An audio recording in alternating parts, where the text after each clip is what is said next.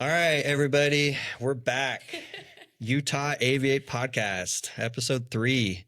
Today we've got Katie on. I'll have her introduce herself in a minute. But I just want to remind everybody to like and subscribe the podcast on YouTube, Spotify. I might start releasing full episodes on Facebook. We'll see. That's kind of a process, but you can find our clips on Instagram and Facebook. I've been putting those up every couple days. If you missed the last week's podcast with Scott, it was awesome. He did really well. We talked about a few different kind of hot topics in aviation. But yeah, if you missed that one, go watch it. It's definitely worth it. Then just a reminder, our merch shop for our hoodies, t-shirts, hats. I'm including some new versions of our logo on there, but that's utahaviate.shopify.com. So, everything that you buy will help promote the podcast and the flight school and whatnot. So, all right, let's just jump into it. Katie, introduce yourself. Thanks for having me. My name is Katie Knoll. I am a flight instructor here at Utah Aviate. I also kind of work for the airport over at Nephi Jet Center and kind of I'm an office manager over there. I've been in aviation about 3 years. Lived in Utah full time about 1.5 years now. I lived in Colorado for a bit, originally from Wisconsin, so kind of been all over the place. But my family has a ranch here, so been here for quite a bit of time, and I'm loving the aviation world and loving working for Utah Aviate. So yeah. Nice. And you are Scott's daughter. I am. It's hard to follow that one. So So Scott was on last week for anybody who missed it. Katie's his daughter. So tell us, how long, you said you've been flying for how long? For about 3 years. I started my senior year of high school. So I had been around it forever. Obviously, my dad's been flying for 25 plus years. Had zero interest. I mean, I remember being at the airport as like a youngin' and flying with him and having a headset that's too big for me and all that good stuff, but never really had an interest in it until my senior year. I had to do a capstone project to graduate, and I was like, oh yeah, no problem. I'll just get my pilot's license. No big deal. Had no idea what to expect. And realized that it was a lot more work than I had anticipated. But then really just fell in love with it and ended up kind of pursuing it. I went to ASU for a year in their professional flight program, which wasn't great. We'll talk about that. We'll talk about it. Yeah. And then ended up just doing training through 61 school, and then moved here and did the rest of my training here. Did my CFI and my commercial with you. So yeah. Cool. Yeah. Awesome. And then I guess, is that what kind of inspired you to fly, or? Yeah, I think mostly, yeah. He definitely influenced me a lot because I mean, he gave me so many opportunities of like, let's go do this. And he was such a great mentor in so many ways of like, hey, let's talk about this. And he was a great person to like rely on in a lot of ways of if I had questions or needed advice. And so that was definitely a really big help. But yeah, I definitely would say he was my biggest inspiration. I mean, I've met a lot of people because of him and had way more opportunities because he is my dad. So yeah, that's been really, really great. So cool. I had a question on that. So let's walk through kind of your training. You started in high school. Yep. So I had classes every other day. So my dad and I would get done at like 12, and then my dad and I would drive to Rifle, Colorado, and we would get in the plane, and he had an SR-22 turbo at the time. So obviously I was not flying that, but we would shoot over here, and I would do a lesson. The next day I would do another lesson, and then we'd fly back to Colorado because I had school the next day.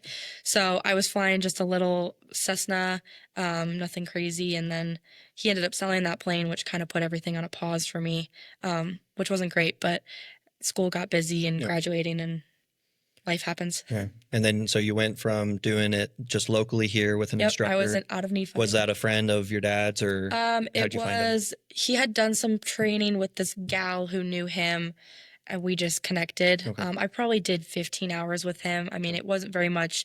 Did in solo, and then after we sold the plane, kind of put things on pause, and then tried to be like, hey, I'm ready again. And then that was kind of, it fizzled out a little bit. Yeah. So then I actually ended up doing training in Colorado out of Glenwood Springs, which is this tiniest airport ever. I think it's like 3,000 foot runway. Yeah. So that was definitely different. And I mean, he was just a retired, I mean, probably 60, 70, just old guy. I mean, it was definitely more, let's just go fly than anything super instruction. And like looking back on that, I wish it would have been a little bit different. It got me to solo, but I mean, thinking back to what I knew when I soloed was like crazy that I was able to go up by myself. Like, so then I moved to Arizona. I went to school there at like 40 hours. So I just soloed 40 hours.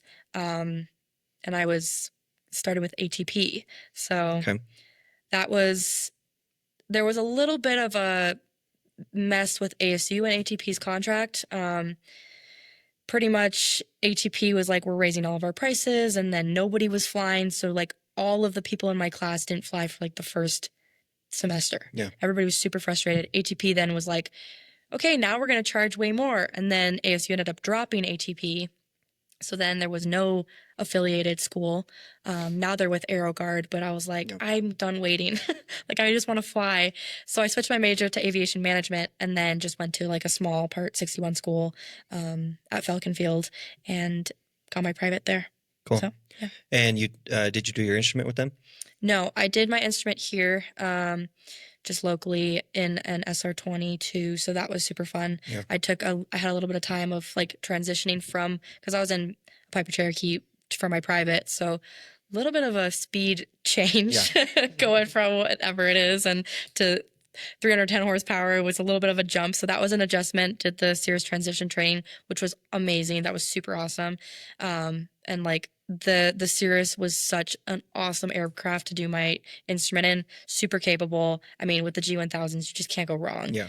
To being able to have like all the approach plates up on the G1000 like makes a huge difference. And then also have my tablet. It's like just made things feel a lot easier and accessible, I guess. So yeah. And then we went on to do your commercial. And so I started, right? Yeah, so I went back to Arizona because I had gotten an apartment. I was actually going to go with UND. I was like, oh, let me give the 141 school a chance again. So I was going to go with UND, and I went in for like 2 of their ground classes, and it was just really unorganized. There was like no introduction to like, here's what we expect from you. It was like, all right, so today we're going to be talking about this. And I was like, hold on. And this was starting your commercial. This was starting my commercial. So I had just gotten my instrument and I got my instrument and then I left to drive to Arizona. Like it was just boom, out of there. And then I think I had like a week off and then started my commercial. So everything was super fresh. And I was like, but it was just very unstructured. I was like trying to get people to be like, what's going on? And nobody was telling me anything. So I was like, guys, like I'm out. Like it's so much more expensive to go 141. Oh yeah. So I was like, if I'm going to be spending X more money to do this, how are you guys not organized? Yeah. You know? So then I went back to the same school that I got my private at. Which I really enjoyed. I knew the instructor really well. Obviously we had spent a lot of time together flying. So it was like, oh, well, I'll just come back and do my commercial. I just want to get it done. I mean, I was scheduling 2-a-days, like 6 days a week. Like I was like, I want to get this done. Let's just fly through it. And probably if I had 7 flights scheduled in a week, I was maybe flying once just because of maintenance. So that was a frustration. And I was like, what the heck? Yeah. What do I do? So was really just setting me back. I mean, I was like, I didn't have a job at the time, so I wasn't working. And it was just like a lot of like, okay, how much studying can I do when it's like, I need to be flying. Like I need to be getting the hours done and building time. So then I called you and I was like, hey, would you do this cross country with me? And that's just where we started. Because I was going to be home. I don't even know what the situation was. Yeah, I think you were back for just a few weeks. For a weekend or something. I was like, let's just get this cross country done for my commercial. And then I was like, wait, what if I just come back and get it done? As much as I didn't want to leave Arizona because like I had an apartment that I was paying for and I love Arizona. It's great there. So, but I was like, I just need to fly. So came back and I mean, we were doing quite a bit. Yeah. We cranked through it. So, Yeah. I mean, there's a lot of time building and Yeah, we had just opened up Utah, or back then it was Diamond Flight School. yeah, But we had I know, just opened a little up. baby school. Yep. You know, we weren't flying the Diamond. We flew your Cirrus, your dad's Cirrus. Yep. And I think after that cross country, we went and did another 50 hours. Yeah, we were cranking through it. So. Yeah. Because you needed your 250 still, and you were 200 hours, I think. Yeah, something like that. Yeah. Yeah. So it was great to like be at a school that I was like, okay, I'm actually flying. We're actually getting stuff done, and obviously maintenance happens and weather happens. But I mean, we were getting stuff done, and we were cruising through it. So that was like super refreshing. I was like, thank God, Yeah. finally. And then after I got my commercial, we ended up selling the SR20 too. So then I was like, well, I'll just hop in the Diamond and got my CFI with you. Yeah. So kind of jumped around quite a bit. That's a lot of different I schools. was like, I mean, I've experienced it all. I've tried it all. So I feel like I have a kind of a good sense of whenever I have students that come in either to rent and I do their checkout flight here at the school, I always say, well, where are you doing training? Yeah. I'm like, so you're out of 141. Oh, interesting. Okay. How's that? Because I think it's a lot of people, and that works for some people, 100%. It's like, that's great. If that's the way that you learn the best, where it's like, there are super high standards, and if you're not passing a flight, you don't do it to the exact standards, then you have to redo the flight. And if you get so many of these, then you get kicked out of the program or whatever it is. Like, it's intense, like it forces you. And I think that's great for some people that are on a career, I guess. But I mean, so am I, and I am just as successful and spent probably significantly less money. Yeah. So. Yeah, I mean, that's interesting to compare, because obviously I get calls every single day. Oh yeah. With students that are asking about our program versus other people's programs, and I think most flight schools are decent. Yeah, 100%. But there is a huge difference on what you learn, how much you learn during that time frame, because it is 250 hours, no matter what school you go to. Yeah. Right. I mean, that's the standard. So from your experience jumping around to different schools, what would you say is something for a potential student, one to look for and one to avoid? I think it just depends on how fast you want to get through it and what your life is, really. I mean, like, I liked the flexibility. I really liked that I could, okay, I want to schedule this, this, and this, and I want to fly 5 times a week. I want to fly 10 times a week, or whatever it was, having that flexibility where it's like I was able to shape my flight training for me. Where it's not like, I feel, in my opinion, that with 141 schools, it's almost like this one shoe should fit everyone. And that's just not the case. I mean, there are so many different types of learners and things that work for different people that don't work for the other person. And like, I needed it to be like, hey, I need to go over this ground again. Like, I know it's not in your set curriculum that you have that this is how we go through and you have to get it done in X amount of hours and yada, yada. But I want to sit down and I need to do this flight again. Hey, can we just go up and do steep turns or whatever it is, ground reference maneuvers? It's like, I needed that kind of training where it was like, I was able to shape it to what worked best for me. And I think that for a lot of people, that's really great, especially if like you're working during your flight training, like having that flexibility. Cause like when I was at ASU, it was like, you have to put in, you're available from this time to this time. I mean, I was getting scheduled at 3 a.m. Like, that's not manageable. And going to school full time, like, no, thank you. So, and I was like able to schedule 2 weeks out with my instructor, cause I'm a planner. I want to see my schedule. Like versus other schools where you're getting your schedule the day before. You're getting at 6 p.m. and you're flying at 5 a.m. That doesn't work for me. So, and I know that's not all schools, and there are some 141 schools out there that are awesome and great. And again, if that works for you, amazing. But I just think that it's really important as a new student to like experience all of the options and educate yourself on every single choice that there is. I mean, I'm such a big supporter of 140 or 61 schools, not 141, but 61 schools. And I just think, I mean, it's very ma and pa, and it feels like a family, and it feels very welcoming, and it doesn't have to be, I mean, yes, we get the work done, but it's more of like, let's just get you there, right? It's a lot of love. Yep. Now, I've only worked at Part 61 schools. Yeah. I went to ATP for my training, which at that time was a 61 as well. Mm-hmm. But yeah, very structured, very rigid. Yep. You had to hit certain benchmarks in a certain time frame. Now, for me, it worked out because I was able to just put my head down and just plow through it. Like I got all my ratings done in 6 months. Yeah, good right? for you. Maybe 7 months, right?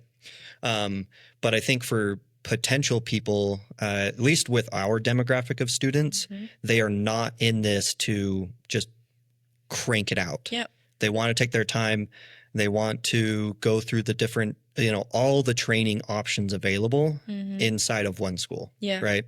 And I think, and I have this discussion with so many people that when they're looking at the school, I think it's important to take into consideration what type of training you're getting. Yeah. Because you go to the 141s or you go to the big, huge schools and they limit you on where you can go, what airports you can fly into, what airports you can fly out of, your weather minimums. Now, I know it's probably a safety factor. Totally, yeah. They're just limiting risk. But like for my students, at least, I try to have them go to 20 different airports by the time they're done with their private. Yeah. And I mean, I know from your experience going to so many different airports, oh my God, yeah. You're ready for anything, right? I think that was the biggest thing. Like when I got my private, it was like, I have to go fly by myself. Yeah. Like I'm going to go to these airports. Because I mean, when I was doing my training at this school in Arizona, I mean, they had these are the airports that you go to. Obviously, I could have said, hey, can we go to this one? I was a very like, okay. Yeah. Well, when you go into a program, you expect them to just tell you what to do, right? They're the professional. You don't know anything. And so like for a student to ask, I don't think most would. As a private, no. Yeah. And I mean, I always try with my students of like, do you want to go somewhere different? Like, let's go to St. George. Let's go to Grand Junction. Let's go wherever. Yeah. I mean, let's go over to my neck of the woods in Colorado and go fly around there. I think that experience, especially for like most of my students being like, it's a hobby thing, having that, okay, how do I enter this airport that I've never been to? What do I need to be planning for? Because that was the biggest thing of like, okay, where is the wind coming from and what are the runways? And like figuring that out because it's like, okay, I think I can do this, but I'm not quite sure and I'm not confident. So going to multiple airports and experiencing different environments, so helpful. Yeah. Oh my gosh. Well, and I think a lot of pilots, and this is pilots in general, in my opinion, they stick with what they're comfortable with. 100%. You got the guys who come out, the weekend flyers who just stick to one airport all the time. And you tell them, oh yeah, I'm flying out to Vegas. And, oh, I would never fly to Vegas. That airspace is crazy. Yeah. But like, for people who do have a passion in flying and they do want to go other places, especially career-bound people, the more the merrier, right? Yeah. And I think you're very limited in those bigger flight schools or the 141s where they're so rigid on the schedule. Yeah. They've got distances calculated and how long it should take you that, like for us to go to Grand Junction and back is like a 3-hour day. Yeah. Well, that doesn't normally work with a structured, ultra structured. We are very structured here. Don't get me wrong. Yeah. We've got a very good plan. We've got good, syllabus and syllabus, whatever. We've got a good structured lesson plan for each student, but I think we're able to tailor that a little bit easier and we can combine a lot of flights that need to happen all at one time. Yep. And it's like if we go up and we do steep turns for the first time and you're like doing it, you're nailing it. Yeah. I'm not going to stick on steep turns, right? Okay, if that's the only thing that we had planned for that lesson, that's not necessarily all we need to do. Yeah. Right? Let's do something else. Let's try something new. Okay, maybe let's go do turns around a point or whatever it is. I feel like with 141, it's like, okay, we have all these boxes to check for this flight, and they do get you through it fast. Don't get me wrong. I think for a career, there is an advantage to that if that works for you. Again, I think it just is very dependent on the person. Now, for the viewers, a lot of them don't know this information, right? Yeah. Especially new pilots. Yeah. So you got Part 61, which is kind of like your... You just get your license, right? Yeah. A lot of people go to Part 61 if they just want a private, an instrument, or, You'll save some money. Yeah. Your Part 141s are your more structured. They're normally tied to a university, right? So your universities that have a flight an aviation related degree have a flight school. Those are normally your 141s. Now there are your hybrid Part 61s that are very structured like a 141, which would be like your major, which ATP is a big school, countrywide. So, Totally. and when you're evaluating those, like Katie said, I think it's important to see what your availability is. Because when I flew with ATP, it was you got to be available all day, every day. Yeah. So if there's a flight that bails or they have to cancel, they put you into that slot. And if you're not there, sucks to be you. You might get a fee. Yeah, which is crazy. Yeah, it just makes it like such a stressful environment when I don't feel like it needs to be. Like, yes, let's learn, let's prioritize safety, let's get done and like get you through. But it doesn't need to be like this is what happens and here's how we do it. Because I feel like that is very the 141. Yeah, and I mean something to take into consideration too is no matter what school you go to, you should be the one dictating your training. 100%. You're paying the $100,000+, $100,000. Some of the schools are getting up to like $160,000. You should be the one dictating. If you don't want to get up at 4 a.m, I say don't get up at 4 a.m, right? Yeah. I was scheduled flights at 5. I lived 2 hours away from the airport in Houston. I was like, I'm not doing that. No. Some days it's like, okay, I'll get a flight in, but ultimately I think you should, as a student, dictate how your training goes. As long as you're following the right guidelines and, but like, yeah, with all my students, it was like, you want to go do something different today? Let's go do something different. Yeah. We stay on track. You might spend an extra hour in the airplane than you would normally, but who cares? Yeah. Yeah. We're all doing this for fun. Like, totally. Even if it's career bound, it should be for fun. You're in the airplane, you're having a blast. You're flying an airplane. Yeah. That's amazing. Yeah. So last week we talked about this, and I want to get your opinion. One of our viewers, he sent me a message asking that 250 time to 1,500 hour time, right? And even part of the training is how do you get through it with high student loans, probably, right? High payment and being able to build your hours. Yeah. Like I know you're obviously a CFI, you're an instructor with us. Yep. Is that the route for everybody? Would you recommend that to anybody? I don't think it's the route for everybody. No way. I think that you have to be a certain type of person to be an instructor. And not saying that everybody can't be an instructor. 100% you could be. But I mean, I've heard the horror stories of like the hour hungry CFIs that don't really care about their students. And it makes me sad. It's like, these are the future of pilots. Like you're training and you're endorsing to go do these things. And you don't care if they don't know how to do a radio call because you're just like, well, I'll just do it. Yeah. And then you're going to drop them before they get to check ride because you get to your 1,500 hours and then you're out. So I think that CFI is not for everyone. I think that there's so many opportunities to build time. I mean, you could go survey. I mean, you might not love the job, but I mean, here we all are trying to get to our hours. I mean, I'm at like 650 right now and have been instructing for almost a year now. Almost. No, I think you're like 8 months. But. Yeah. Well, that's kind of close. Yeah. A few months. Yeah. But I mean, I've built so much time. And I think that the big thing to take into account with instruction is like, it's a lot of this. It's like some months I'm so busy. It's crazy. I'm like, holy cow, can I get a break? Yeah. Other months it's like, okay, maybe there's a bunch of weather that's happening or some maintenance fluke that goes on. And that's just how it goes. But I think that I enjoy it enough and I care. I really care about my students and I want them to be successful. But I think that there are people that are meant to be instructors and there are people that aren't.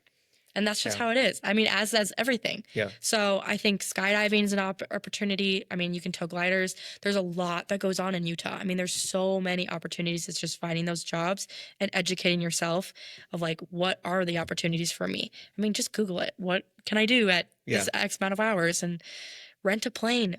Maybe buy a plane with a couple of your buddies and get some golf cart Cessna and go fly around. It's like, just or go to an airport and just see the opportunities. Introduce yourselves to people. Get your name out there. I mean, you never know. Yeah. There's so many people that are just like, sure, yeah, whatever. I mean, the aviation community is like a massive family. Yeah. Everybody knows everybody. It's a great community to be in. Definitely a small world. It is such a small world. So make all those connections and like the more you know and the more you like network. And I mean, I think the more successful you'll be. Yeah, I get resumes every day through email, Yeah. and I trash 90% of them that come in through email. Yeah. Because if they're not willing to give me a call or come in and see me or just hang Yes. around the airport, you know, Yeah. and I know Leon down at the skydiving, he's hired people that have just popped in. Yeah. I mean, it's all about just like showing your face. Yeah. Just go say hey and like introduce yourself and get your name out there. Make a business card, drop your card and say, here's who I am. Would love to like work with you guys, or what can I do? How do I fit into this opportunity? Yeah. I mean, you might have to work at the FBO and drive a fuel truck at Provo or whatever. A lot of people do that though. But a lot of the pilots. amount of people that you will meet Oh, yeah. filling people's plane, I mean, crazy. Yeah. I mean, if you get a job at a bigger airport, I mean, even like an international, I mean, you're going to have to really get in there and have a good resume. But Yeah. I mean, you will meet so many people, and there's so many interesting people. It's just going and talking Yeah. to get those opportunities. And you work in here, I mean, you talk to a lot of people, but you've Yeah. probably gotten a lot of free flights from people or offers for free Yeah. flights. I mean, I mean, you flew the helicopters, Yeah. you've flown, did you fly Will's plane? not yet, but Not soon. yet, but like, it's yeah, it's happening. soon, right? Yeah. Like, there's just being at the airport is like, Oh my it's gosh. nice that you work here, Yeah. which there's plenty of jobs out at other airports. Like, yeah, you might not be flying every day, Yeah. but if you're able to pay your bills and then pay for a few rentals and then work your way up to a job flying an airplane, Yeah. it's way better than just, well, I guess aviation's not for me. Yeah. You gotta want it. Yeah. You really gotta want it, and you gotta be willing to like try everything. Yeah. I mean, always say yes. Any opportunity that comes your way. And also it's like, go get your tail wheel. Go get your seaplane. Go fly backcountry and land on a dirt road and get that experience, because the more people that you can meet and the more experience that you have flying multiple different planes and doing whatever. I mean, I'm starting to move into that of like, let's like better my training and where I'm at, and like I'm going to get my tail wheel. I mean, upset recovery and like spin training, I don't think should just be that one flight that you have to do for your CFI. I mean, that's real stuff that happens. Oh, yeah. It's like safety is so important, and it's go fly those fun planes. I'm like, go screw around, go do some aerobatics, like whatever. And it's great. Like we have this person here that does aerobatics in Nephi. I mean, he dropped his card off. It's like, that's exactly what you need to be doing. Yep. I mean, I'm running into people. They're like, oh, what do you do for work? I'm like, oh, just flight instructor. And they're like, oh, that's so cool. I'm like, yeah, so here's who we are and here's where we are. Come fly with us. And I mean, I've gotten a couple people that are like actually seriously interested and are like, I would love to come do a discovery flight. Just like go around. Yeah. You figure it out. Well, and just talking to people, like we had that one guy that came in. Luckily, you work with us, so you send all your people to us, which is awesome, and I love it. But like you had the one guy who had that Piper, whatever, Cherokee or something, and he wants to get his BFR done and get recurrent and learn to fly it again. Yeah. And that's just an opportunity for someone. If you're at an airport and you see him and you're a CFI, well, yeah, I can go get in the airplane with you. Drop your card, say, hey, I can do your BFR if you want it. Yeah. Like, hey. Yeah. Nice to meet you. Yeah. Here's my rates. Like, let me know if you need anything. I mean, even if it's just recurrent training with someone that hasn't flown in a little bit, people want that. Yeah. Just don't do it for free. Don't do it for free. We there's this big debate online on Reddit and whatever else. It's these CFIs that go out and they do free instruction. Yeah. One, you paid all that money to get through your licensing. You should be compensated for your knowledge. Two, you're putting a bad name and a bad rep on all other CFIs in terms of like what we can charge, right? Well, my buddy can do it for free. Well, that's fine, but it's not the same level, right?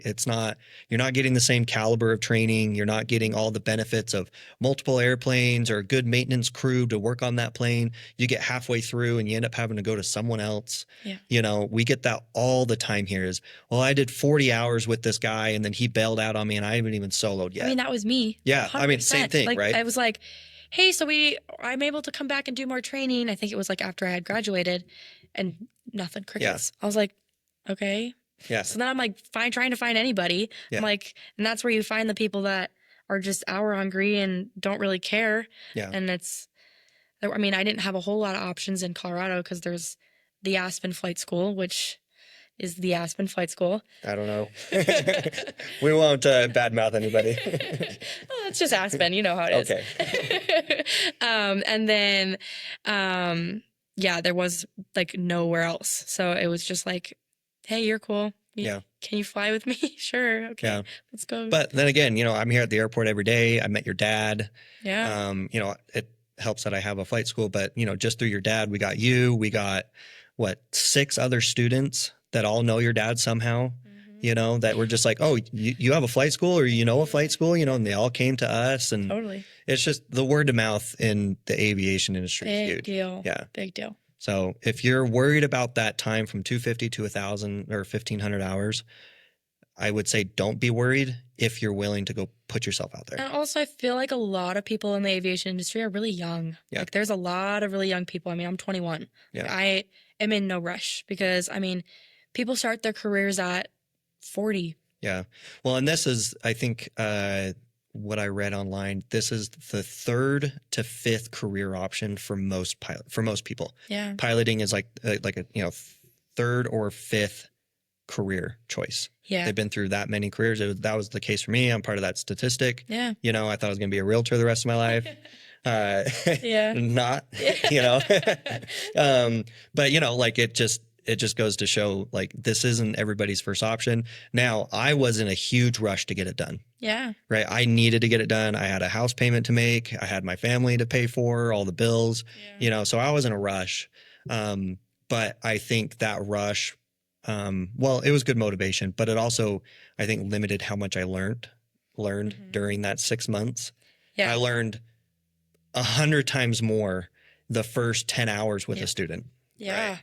Oh my gosh. I think if you get your CFI, I think everyone should get their CFI, because I think it forces you to have a really deep understanding of things. Yeah. I am a night and day pilot since I started instructing. Oh yeah. Like, you're like, wow, I didn't even know what I was doing, Yeah. Obviously you do, but you become so much more confident in your knowledge and in your flying and in your abilities. Like, I think that instructing is great. Again, not for everybody, but I think even if you go up with a family member and rent a plane and just screw around a little bit and say, let me just see how I feel, and actually have to talk through things and explain it, completely different world. Oh yeah. It's amazing. It's a great experience.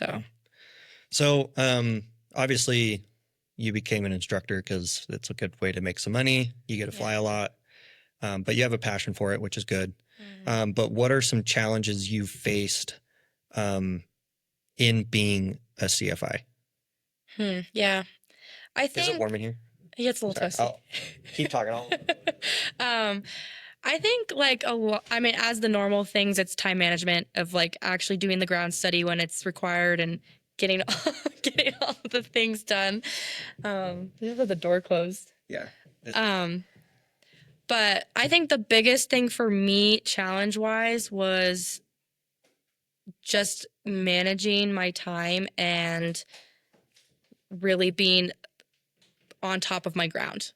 Like, I think that's the hardest thing. I think that the ground study, everybody wants to go fly and everybody wants to go get in the airplane and not do the ground, and that's how it is. And I think that as a CFI, I've definitely gotten some of that of, like, oh, I totally remember this, of like, oh, you got to learn this and this and this, and gross, right? But it's all important. We wouldn't be teaching it if it wasn't important. So I think motivation and also knowing how to study. I think that's really hard. It's so hard to study. Yeah. And studying effectively, where it's like, okay, well, I read this paper 6 times and I still don't get it, right? I watched this video 12 times, still don't get it, or whatever it is.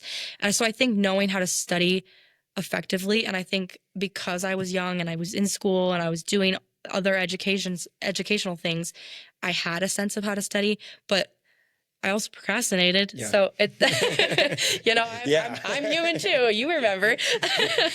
So I think that is the biggest thing that I see students struggle with. And as a CFI, it's really hard to keep students motivated of, like, I know it sucks, but you gotta go over airspace again, And they'll get there, but to keep moving along quickly and save you some money, the ground is so important. Yeah. It's just as important, because, like, think about if you're flying and you don't understand X, Y, and Z, okay, you might have some problems and you're going to have some questions because you just don't understand the concepts. Yeah. If you can sit down and say, okay, I understand the aerodynamics, I understand the airspace, I understand how this works, you're going to be a much better pilot because of that. Yeah. So...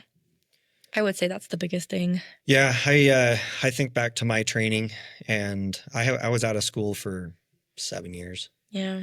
and I forgot how to study. Oh, It's it's not, hard. my studying was like YouTube videos, Yeah. like how to rebuild an engine or whatever, like working on my car in the garage, Yeah. watching YouTube step by step. But aviation is not a step by step. No. And so I had to change, and I tried so many different ways of how to retain things better. And yeah, reading the paper 10 times. What ended up helping me was the flashcards because I could write it I was a big time 1,000 whiteboard. times. Yeah. Yep. Like just writing it Write down it helps. over and over. Yeah.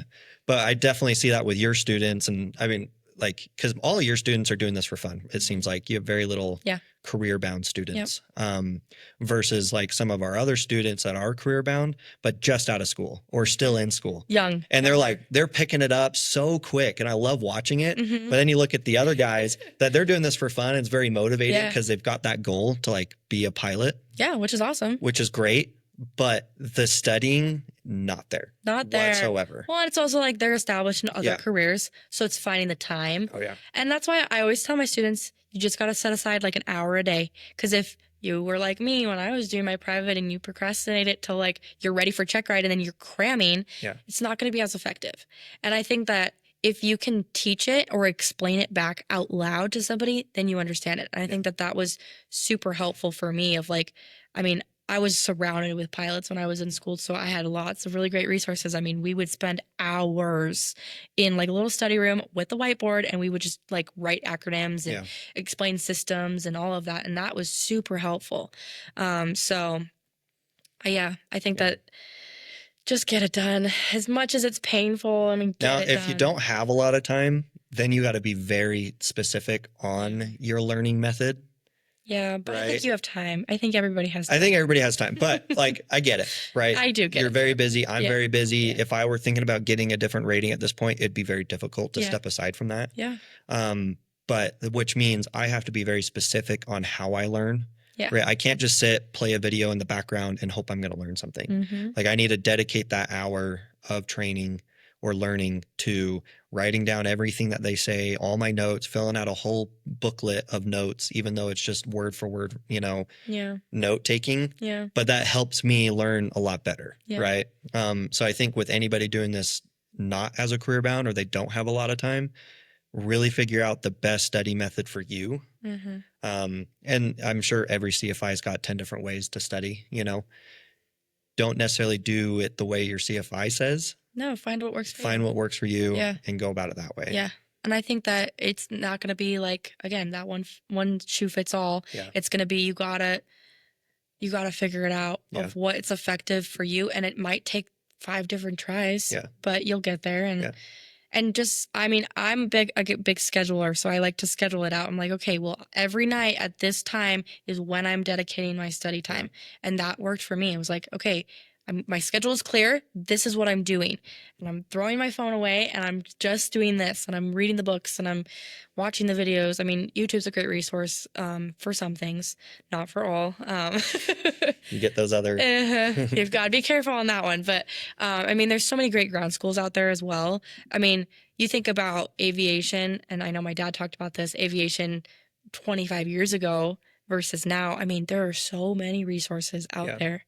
I mean, ask me. I'll give you all my resources that I use. I mean, I try to send everything that I can. I'm like, here it is. Here's the outline. Like, learn this. Here's every single thing that you need to go over.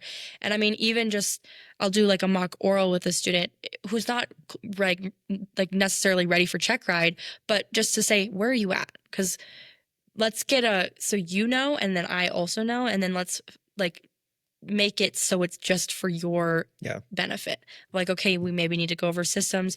Okay, let's talk about some weather and all that good stuff. And but maybe you're great on airspace, and airspace is super easy for you. I don't feel like I'm going to need to go over that again. So I think it's just figuring out what works. There's a lot of resources though. So many. And it can become oversaturated. Yes. So again, Ask careful Ask your instructors. with what you need, find that baseline. I think all of the online ground schools are great, for that, to give you that base knowledge. Yep. then go dive into everything else, the YouTube videos, the books, the You everything. have an idea, and Yeah. then you know, okay, is this right? Is this Yeah. not just some guy who decided that he was going to make a study guide that was off of memory and maybe wasn't effective? Yep.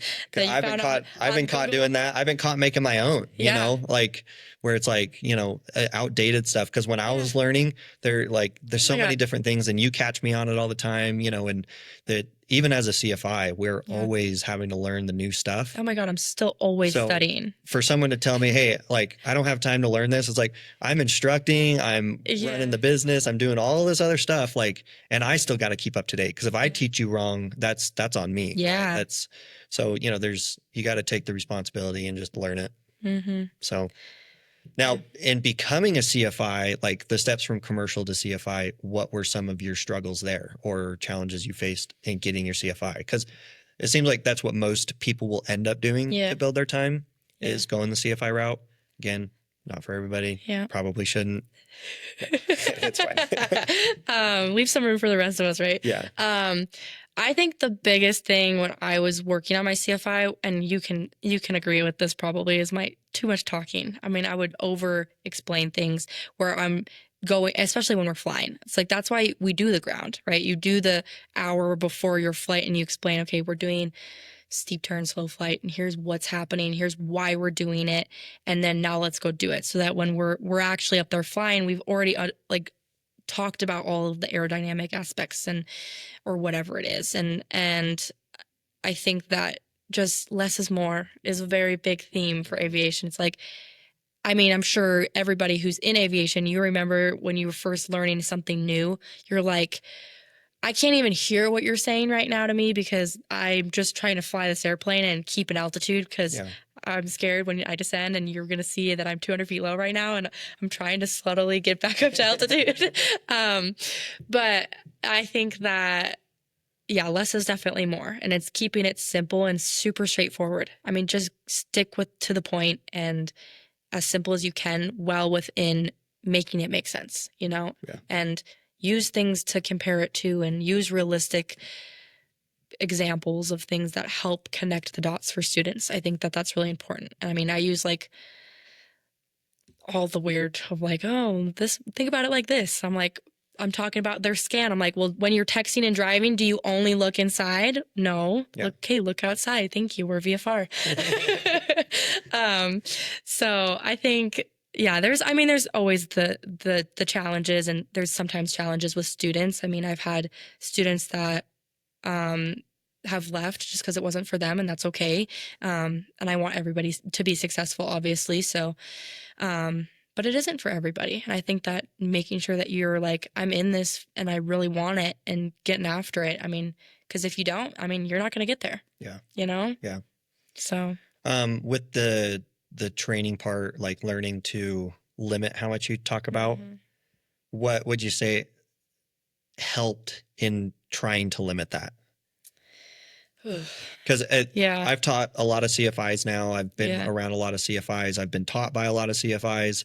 And it seems like that's the reoccurring issue. Oh, 100%. Is you're in the airplane and they spout off about whatever aerodynamic pull the airplane's doing at this moment. And it all goes everybody's head. Yeah. Right? And it's just chatter in the background. I think it's just putting yourself in that situation and thinking back to when you were doing training of my instructor wasn't talking my ear off and keeping it just to the point, and then making a note of, hey, we're going to go over this when we're on the ground, and saying that totally fine. I mean, be real with your student. I mean, you're just their teacher and you want them to be successful in the maneuver that they're learning. And if you're just spewing off the textbook definition of what steep turns are, then they might as well just go read the book, right? Make it realistic, make it real. What would work for you if you were learning it for the first time? And I think a lot of times CFIs will jump into using phrases that students don't understand. So I think that that's important to be careful of. Okay, what does it mean to pitch up? Okay, well, let's talk about that, right? And making sure that you're not just saying, okay, well, look at the G1000 and whatever. Or there's your airspeed. Well, where is you gotta start so basic. And it doesn't need to be dumbing it down necessarily. I mean, they're still an adult. But it's okay, this is what this is. This is what this is. These are the terms I'm going to be using, and this is what that means. I mean, that starts the first couple lessons of like just establishing the lingo. Because so many times it's just like we're so used to it. It's like a second language and that we don't even think about. But I think a lot of times for a new student, they're like, what? And don't be afraid to ask either. If you're like a new student and your instructor keeps saying something that you're like, what are you talking about? No shame in that. We want you to be successful. We want you to learn. Yep. Ask the questions. We're so excited when you ask those questions because it means that you're paying attention and you're listening, and love that. So yeah.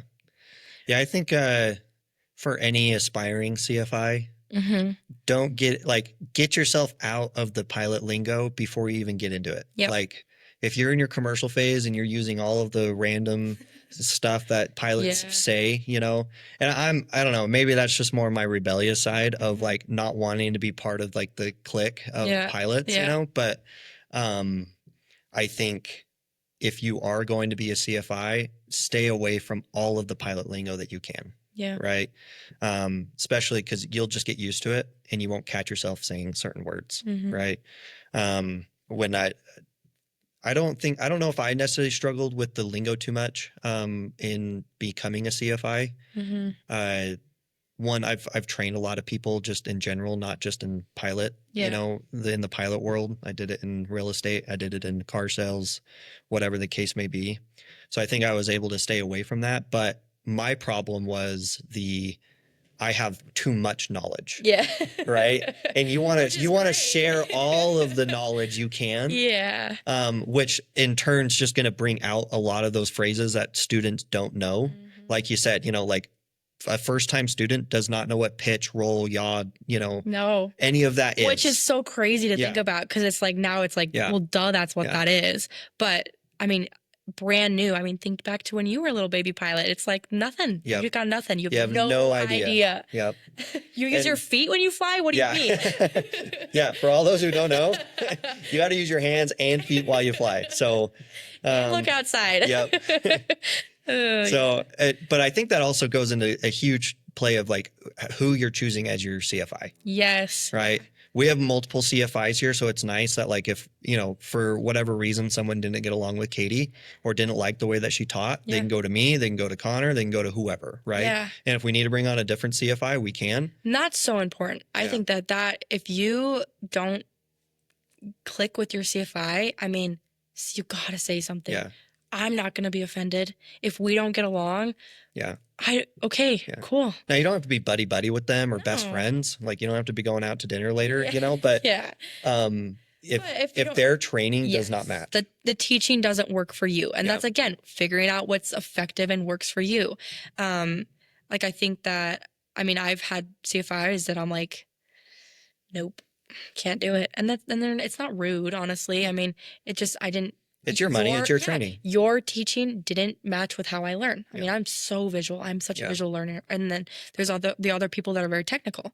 I can't be with a technical instructor because I needed to be more of like, I need you to show me what you're talking about because nothing. Yeah. You know? But that's also a great skill for CFIs to learn, right? Is being able to change how you teach for the student. Yeah. And that's definitely been something that I've learned. And it's like, okay, so that worked for you and that didn't work for you. Great. And I mean, I have learned to explain the same things in so many different ways. I mean, like, especially with like doing landings for the first time. I mean, understanding ground effect and the flare and all of those things. I mean, there's so many ways to explain it. And one of them's going to click and you'll get there and it'll be like, oh, duh. And you're like, you should have said that last time. Like, I've been saying this every single time, but just in different words. So I think that has also been something that I've definitely learned of like, it's not just going to always work for the same way for each student. Yeah. Yeah. And those that are passionate about aviation will understand that. Yeah. And those that are just doing this for a time build, they're not going to care. Yeah. So you'd want to, you know, picking out the right CFI with the right environment and, you know, I mean, even picking the right airport that you're flying out of, which is something I want to talk about with you with Nephi is, you know, if you're flying out of a super busy airport, how much are you going to learn? You know, and you flew out of, you know, in Arizona, it was a busy airport, right? Howard. Yeah. It was a lot because I was doing training at like tiny, not busy, nobody flies in there. The runway's too short to do touch and goes. Like, Yeah. that's where I was doing training. And then I went to Phoenix and I was like, oh my God, what the heck? Yeah. What do you mean I got to talk to them? You know, because I had been to like, what, 2 towered airports, like once, Yeah. like not Now it's good experience, 100%. but in a learning environment, Yes. I think it's, is it as beneficial? yes. And I think that they're, for some people, again, for some people, sure. That hustle bustle. I mean, I got used to it. I mean, you you pick it up. And I think that I'm so glad that I started at a small, like untowered airport and I was able to just fully be able to focus on flying and not have to think about talking to ATC or tower or whoever. That was really helpful for me. But I mean, people do it all the time. You start at a Delta and do you're private there, and then you're way more comfortable at a Delta, and that's awesome. I think you should be comfortable talking to tower, but I think that there's benefit in each. Yeah.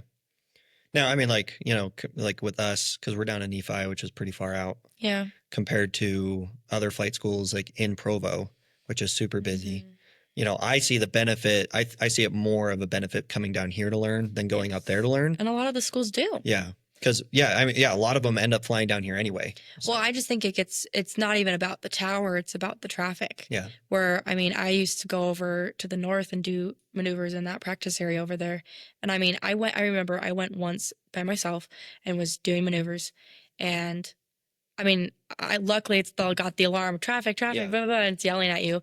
But I mean, I was like, I can't even do steep turns because there's this guy here and there's this guy here and this guy's coming right at me.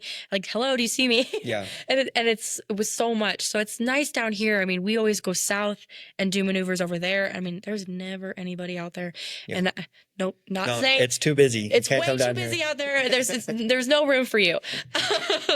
But I mean, I think that not having to necessarily be so overwhelmingly watching for traffic at all times is less stressful for the student, because when it's blaring at you and dinging and making noises, you're like, what is going on? And it's okay, you know? So I think that being in a calmer environment just to start, and then working towards being in the more task saturated, and because then you can manage things a little bit better, and you're like, okay. And we always take our students up there. Yeah. Like it's just because you're at a small airport doesn't mean you're not going to get that experience. Yep. Yeah. 100%. Like during landing phase, we take them up there. During cross countries, we go, you know, either Grand Junction or Provo. You know, and then obviously as you get into instrument, you're going to all of them. We go to as many airports as possible. Oh yeah. I mean, Tooele is awesome. I did all my training there.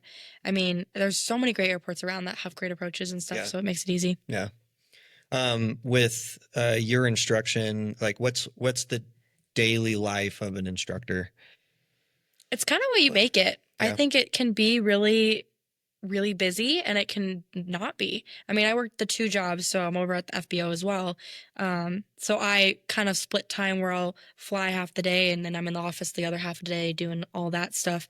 So for me, it probably looks a little bit different than the average who's full-time CFI. Let's take it like a few months ago where, you know, middle of summer, you were flying a crazy ton, which we could get you back to that, but because of your schedule, we don't.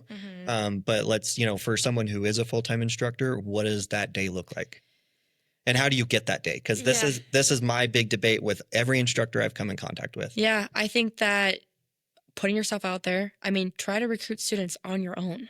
And if you're at a flight school, say, hey, I work here. We'd love to have you. I mean, again, I meet a lot of people in Nephi that are like, hey, I need a BFR. Hey, I'm looking to maybe start flight training. Hey, my son maybe wants to get into it, all the time, just because I know like everybody at the airport.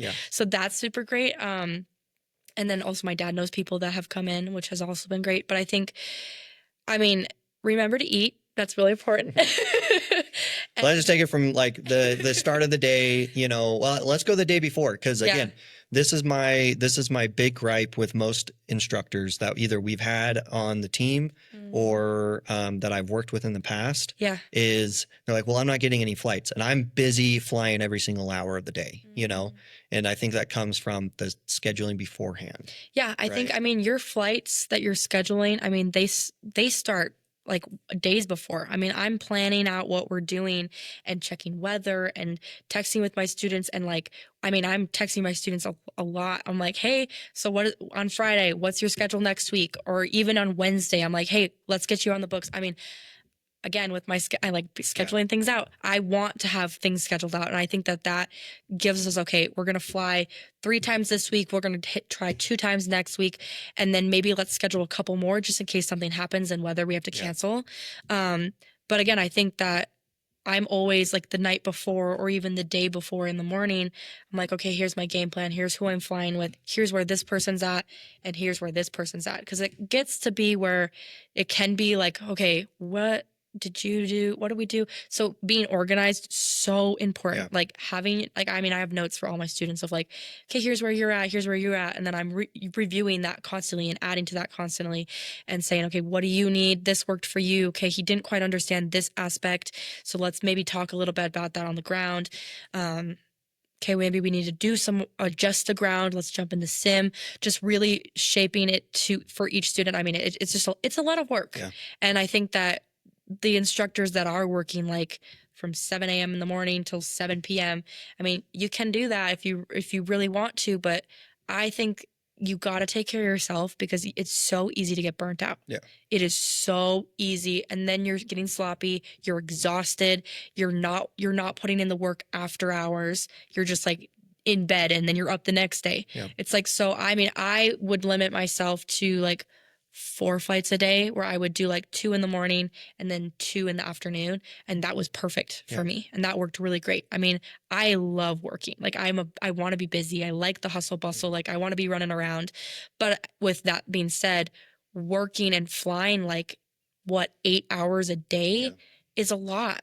And it's important to take breaks and take days off. I mean, like I have to have days off. I mean, I started out and I don't think I was taking any days off. I was like, wait a second. It's like 1 weekend a month. I think you were. I was like, I need to breathe, calm down. Yeah. The airplane's not going anywhere. So taking care of yourself and prioritizing that, I think, is really important to be a successful instructor. Yeah. Don't go jump in head first and then expect you to be able to manage that. Yeah. So setting boundaries for yourself for sure.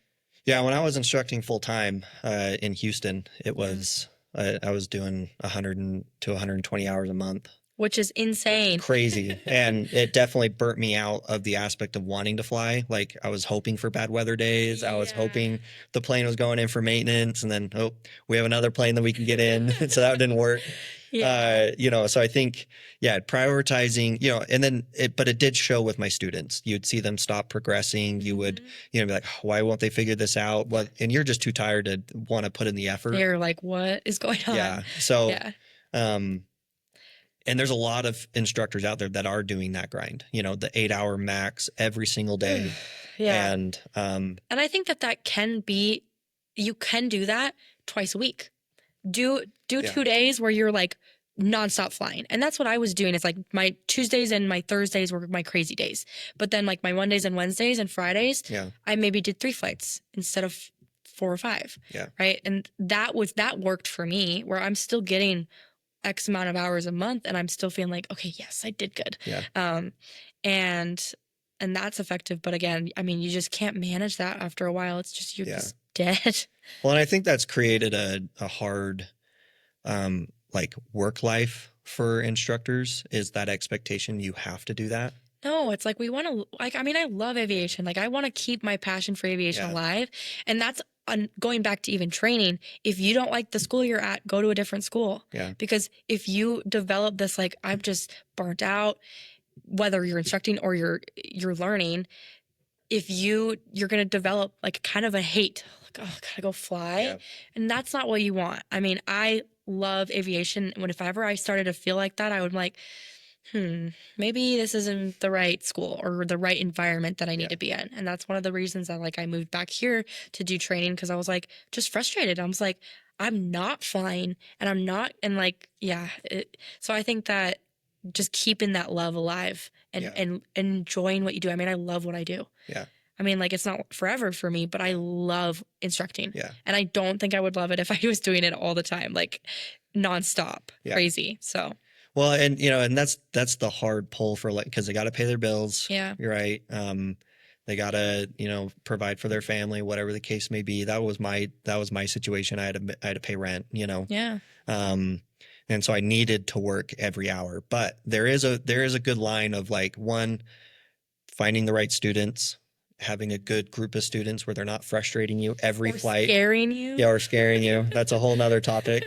And I think with whoever you're working with, if you're a CFI, if you go to your employer, your manager or chief pilot, whoever, you're like, hey, we just don't fit well together. Yeah. Can we get them with a different instructor or whatever? And if you're working hard and you're a good instructor, you don't need to be doing 8 hours a day to prove that. Mm-mm. Your students progressing is what's going to prove your ability to instruct. And then the better you are as an instructor, the more students that are going to want to fly with you. Like, this is fun. This is enjoyable. I'm learning, so I think, and if any of my instructors came to me and was like, hey, I need more students or less students. Yeah. That's my whole goal for the rest of the time. It's like, I need to get them more students to fly with, or I need to get another instructor to, lighten their load a little bit. Yeah.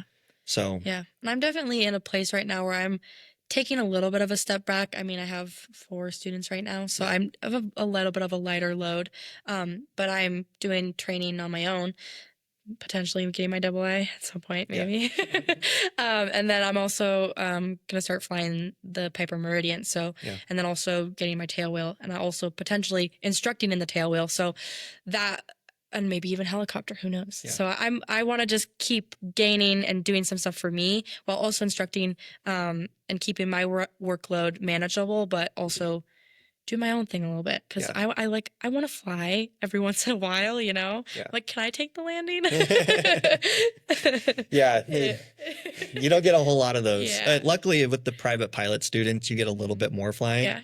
But once you get into the instrument flying, it's all on them. I know. You just kind of sit there and relax. But and we'll have Connor on the podcast, who he's got a lot more students than you do at the moment. Kind of see what the life of that looks like. And he's got a mix, instrument and private. And then, we should have some commercial students coming up. Yeah. So now with, I think this is a big question for any CFI, is how do you balance the safety of flying, but also, still implementing that confidence in the student that they can do it, and like the skill building aspect of it? I think it's important to celebrate the successes, like the big successes of like making a big deal. Because it's like, that was awesome, dude. You just soloed. Heck yeah. But then also, if something is a safety issue, I also make it a big deal. Yeah. I'm like, okay, you did this on whatever, and that it's not okay. Yeah. Like, and making it so it's like, okay, I'll never forget that. I mean, that's what worked for me. Yeah. Of like, no, don't ever do that again. And I think that like making that big of a deal about something when it's a safety issue is really important, because I think a lot of times instructors, they don't want to hurt people's feelings, but it's like, you gotta, safety is so important. And even like with this next kind of push of pilots coming, safety is kind of taking a little bit of a backseat more than I'd like. And that's my biggest thing. I mean, I'm an overly safe, where I'm like, if I don't feel great about it, I'm not going, right? I mean, I never have to go fly. And I always tell my students that's like, you never have to be flying. You never have to. But obviously we want to be flying. We want to go fly. But whether it's weather or a maintenance thing that's maybe just a little uncomfortable and you're like, I don't feel great about that. Really making a big deal about safety. I mean, I talk about safety every single flight. Yeah. Like, this is why we do this, because it's a safety thing. Okay, well, you didn't check the oil. So let's talk about that. Yeah. So I always try to make it make sense of like why we do the things that we do. Because it's like, okay, well, you're going to check your prop every time for your pre-flight, but why are we checking the prop? Okay, you look at it, you're like, okay, looks good. What are you really looking for? Are you actually looking at like, if it's good and the leading edge is fine and there's no damage or anything, no one had a prop strike, or the tires aren't flat and there's no water in the fuel. So I think having students understand why safety is important helps. But it's also like, you want them to be confident, and they should be confident. I mean, as pilots, we're pilots. So I think that confidence comes with knowledge. I think that's the biggest thing. I mean, it will come. Yeah. I mean, when I got my private, I was not confident. I mean, it took me a long time. I mean, I would not fly alone at night. I was terrified to do the flight from here to Colorado by myself. I was like, I just don't know if I feel comfortable, which is fine. Yeah. I mean, I got there. I do it all the time now. It's fine. Yeah. It's an easy flight, but just the fear of something going wrong was really instilled in me. I think that's a lot from my dad because he is also a very safe pilot. So I'm super fortunate that he kind of put that on me because I think that that's important. And I think that the more you know, the more confident you'll be. Yeah. Knowledge is power, big time. Now, I guess further into that, like, so when we're flying with students, we have to let them do a lot. Yeah. So how do you keep that aspect safe? And I think anybody who's getting into piloting who wants to go through instructing, like get an instructor is, I mean, at some point I'm going to have to do all this on my own. Mm-hmm. So how do you allow them to do that while staying safe in the cockpit? Yeah, I think that that comes over time. I mean, I look back when I first started instructing and I was like, oh God, okay, so maybe don't do that. And, and letting them make mistakes is important. Of like, okay, do a go around procedure. Yeah. And we've talked about it several times. Let's make sure it's correct. And if they do it wrong, you have to be ready. I mean, you have to be ready. It's I saw this thing and it was like the life of an instructor. And it's like it's calm and collected, and then all of a sudden you'll be like, oh my God, I'm gonna die. And then it's back to calm and collected. I mean, I think that's all. I haven't really had that yet. Knock on wood. So, but I think that just knowing when mistakes are good and giving them the reins a little bit and finding the balance of when it's okay, do you not understand what we're doing or are you just afraid to be doing it? I think a lot of times that comes with like radio calls and not spoon feeding them everything. Okay, I told you what the calls are. Be here. I gave you this sheet of paper with all of it. Now you go. You got it. I'm not in here anymore. Yeah. I left. I got my parachute and I'm out of here. It's all you. You're solo now. And letting them make mistakes. And I think that with maneuvers, taking a step back and just say, okay, now can you do it off memory? Have you been share flying? Because I don't know if you have been. Yeah. So I think that there's a balance. And I think that just comes with experience as an instructor. I mean, we're all going to start where we're terrified of students. I mean, they're scary. Yeah. You're like, okay, you've never been in an airplane and now you're going to land this airplane and I'm going to be on the controls with you pretty much. And okay. So it comes with time and you just got to be patient and willing to know when a hard landing is a hard landing and when a hard landing is a bad landing. Yeah. And knowing the difference there. So yeah, I think that was I'm probably more on the opposite scale of you. Like I'm very safe. Don't get me wrong. I'm super safe in the airplane, but I'm also more the type that's like, yeah, go ahead, try it. Like you want to try this, go ahead and try it. See what happens, and not that I haven't been put in too many scary situations like that, but I think you can go about it either way. Like, let the student do more. Yeah. But yeah, like you said, and that's probably why I got more tired after my instruction. I'm having on a landing, I have to be ready every second of that landing. You get a gust of wind, you get traffic, you get a bird, like whatever the case may be, like you're extra, vigilant in your surrounding, like in your scan. Yeah. But that's probably the hardest thing for most instructors is learning that balance of what can a student do, what can't a student do. Yeah. At least in my experience, I found it helpful. Like every lesson is showing them more and more, like leading up to a certain group. Like every lesson, I'm working them into landings. Even day one, it's follow me in. Yeah. Second lesson, all right, I want you to do the pattern. Third lesson, I want you to do final. Fifth lesson, I want you to follow me with the flare. And then when you actually get to landings, they have all of that base knowledge. So you're not having to watch it as much. And I think that was something that I definitely learned because I was terrified of the landing lesson. Yeah. I was like, okay, here we go. And I think I was very much like, okay, I got it. I'll just do the landings. Just watch what I'm doing. And that's like, they don't know what they're watching for. I'm like, okay, just watch. Okay, follow along. And they're like, okay. So I think now with new students, I'm more of like, we're working towards the first solo, like immediately. Yeah. And I think that was a big thing that I learned of like, let them let them make the mistakes and let them learn a little bit of like what I'm talking about. And they're flying the pattern, but I'm doing the last 50 feet of the landing. Yeah. So they're starting to feel what ground effect feels like. Okay, do you feel what that is? Okay, let's go to the side and talk about what that was. Yeah.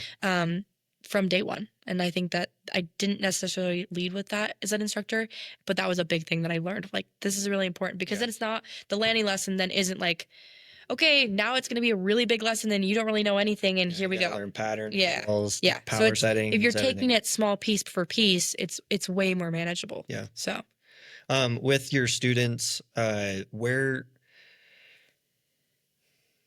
should I say? We always get those students that are very afraid, right? Very cautious, very nervous to take that next step, right? Whether it's making their first call.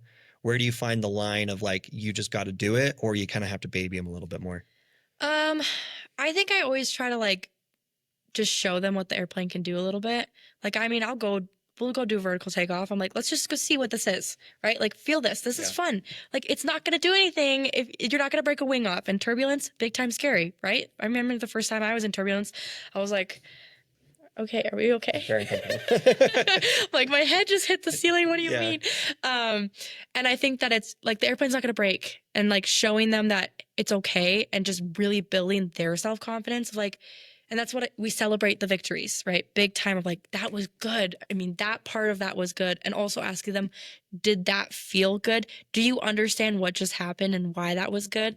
And they're like, yeah. I'm like, this is why we study. Yeah. Now you understand. Now you understand. But I think that, I mean, I've had a couple of students that have been definitely had fear being a factor of like very cautious and very small movements and nothing. And I'm like, okay, listen, this airplane's not going to break. And I will fully we're doing this because they got to see that it's not going to break if you move the controls or even the power. I mean, I remember that you're like, okay, let's pull our power back. And you're like pull the power. I'm like, go idle, like get it out, and I'm like, you and keeping that. So it's like realistic and real world. And I always make jokes about it. I'm like, okay, you're not going to break the throttle. Like, let's go, get it in.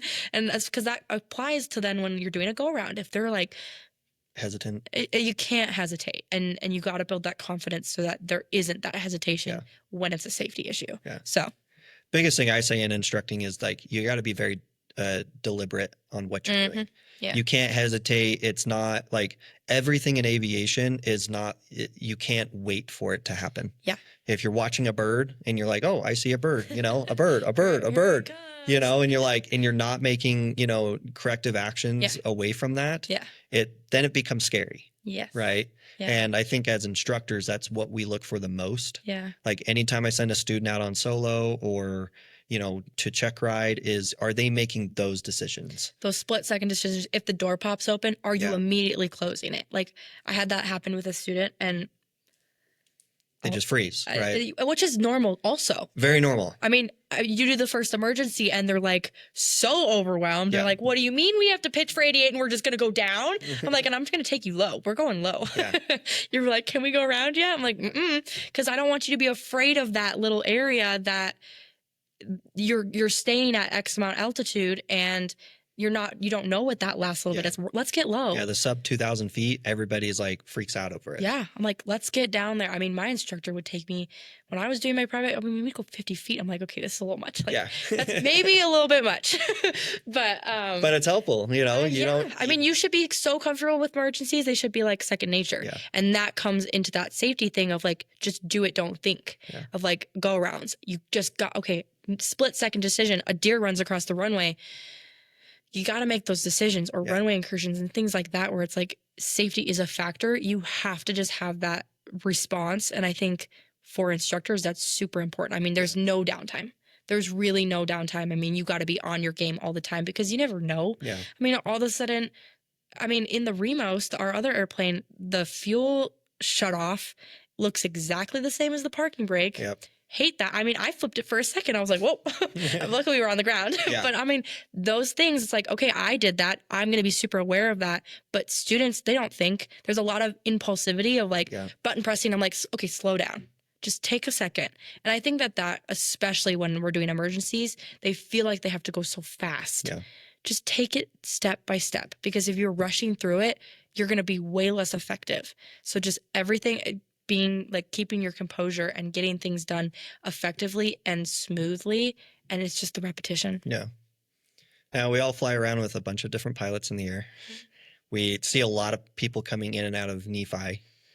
If there's one thing you could change with the current teaching method, I don't know what to call it, right? Yeah, I know. Yeah.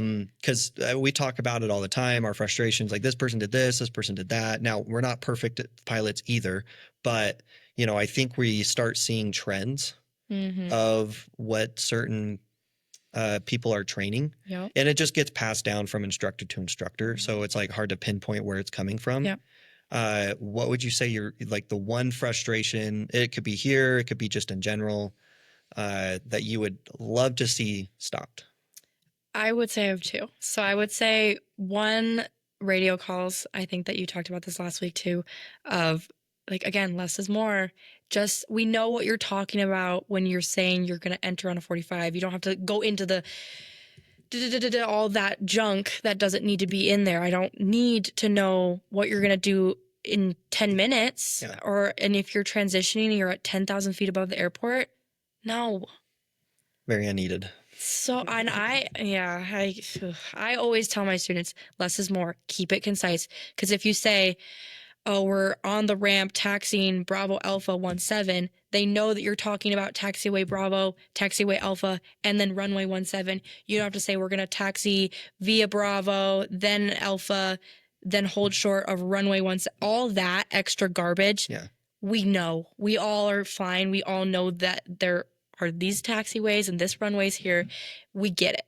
So I think that just thinking about it like that, of like, less is more, big time. Yeah. And then my second thing. Well, I think that's something big for anybody to think about, is we're all on the same playing field. Mm-hmm. We know the rules. We know how it works. Yeah. So making unneeded calls or unnecessary calls or too long of calls, it's like, we know. Yeah.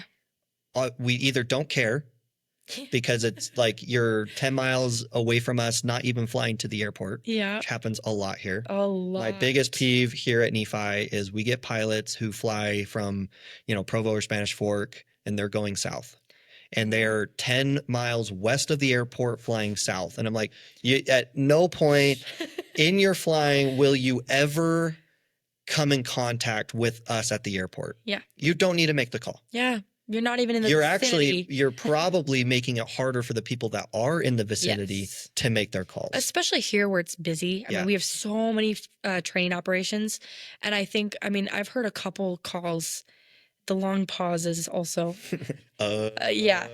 Just, you know what you need to say. And if you are not able to get it out, just unkey the mic. Yeah. I would rather have you start the call and you get to your tail number and then you're like, no idea. Yeah. Just unkey the mic, start over. Yeah.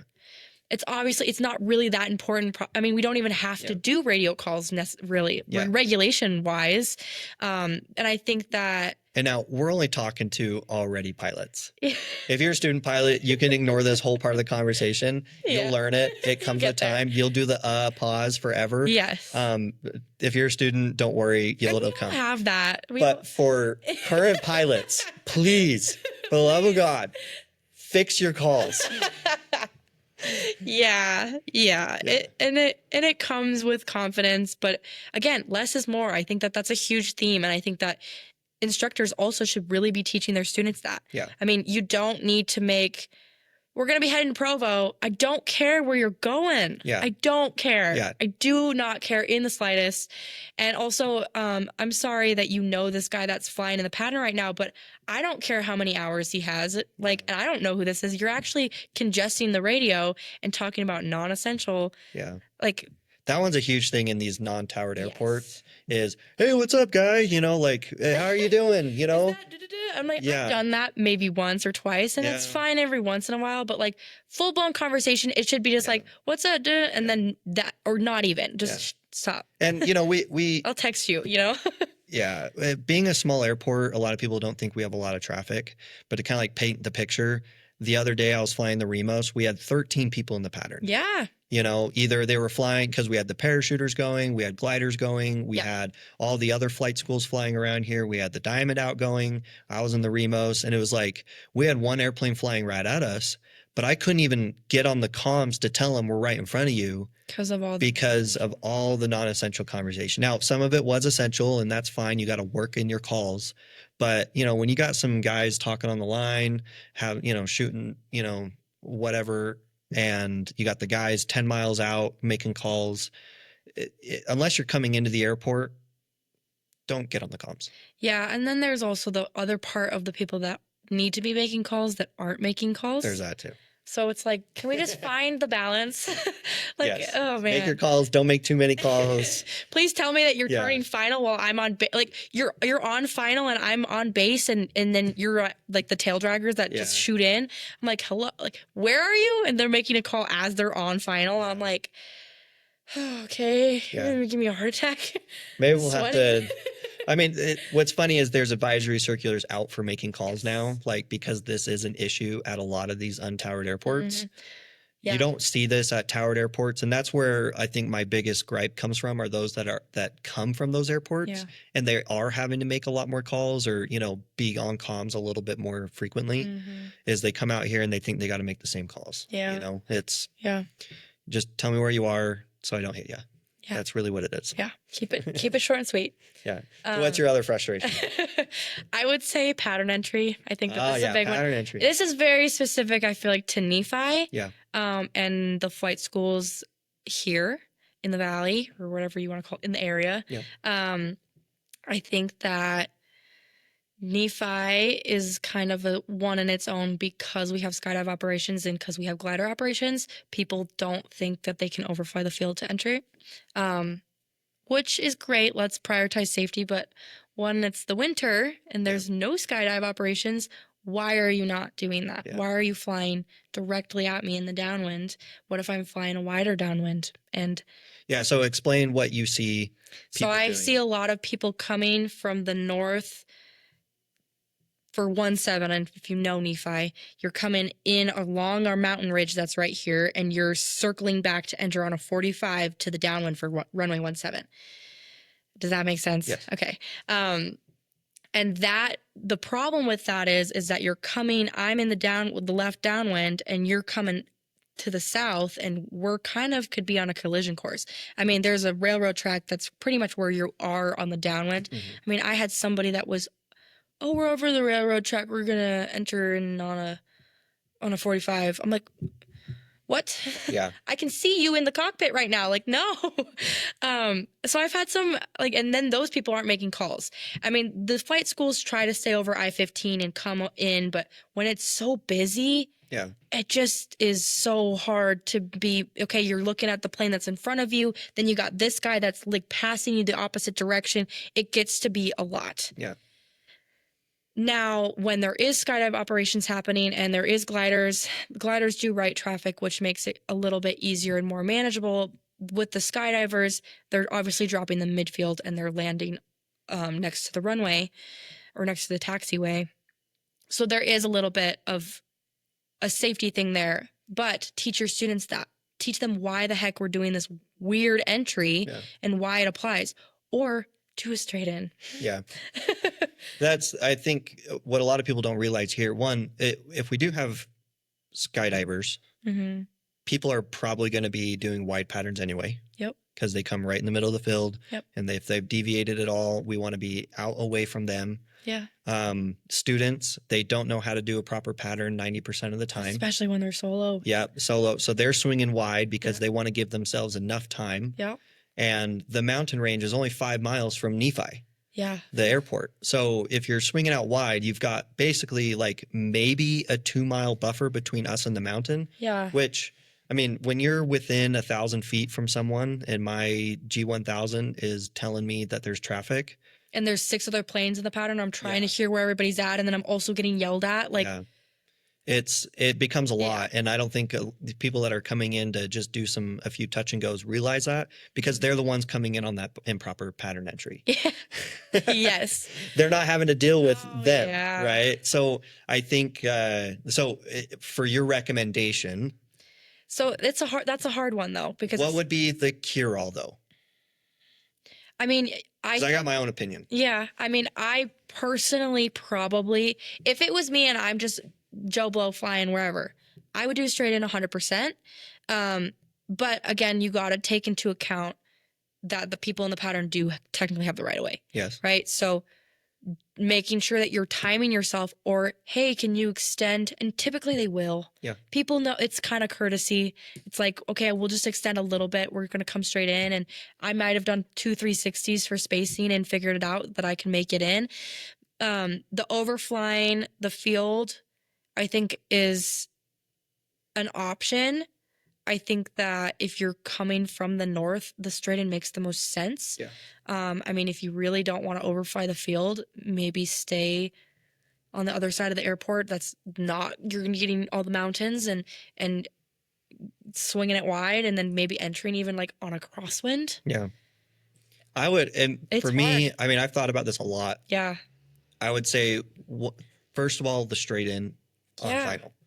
If you need to do a 360, it's still quicker than having to go enter in the downwind. Yes. If you need to do 2 360s, it's still quicker than having to go in on the downwind.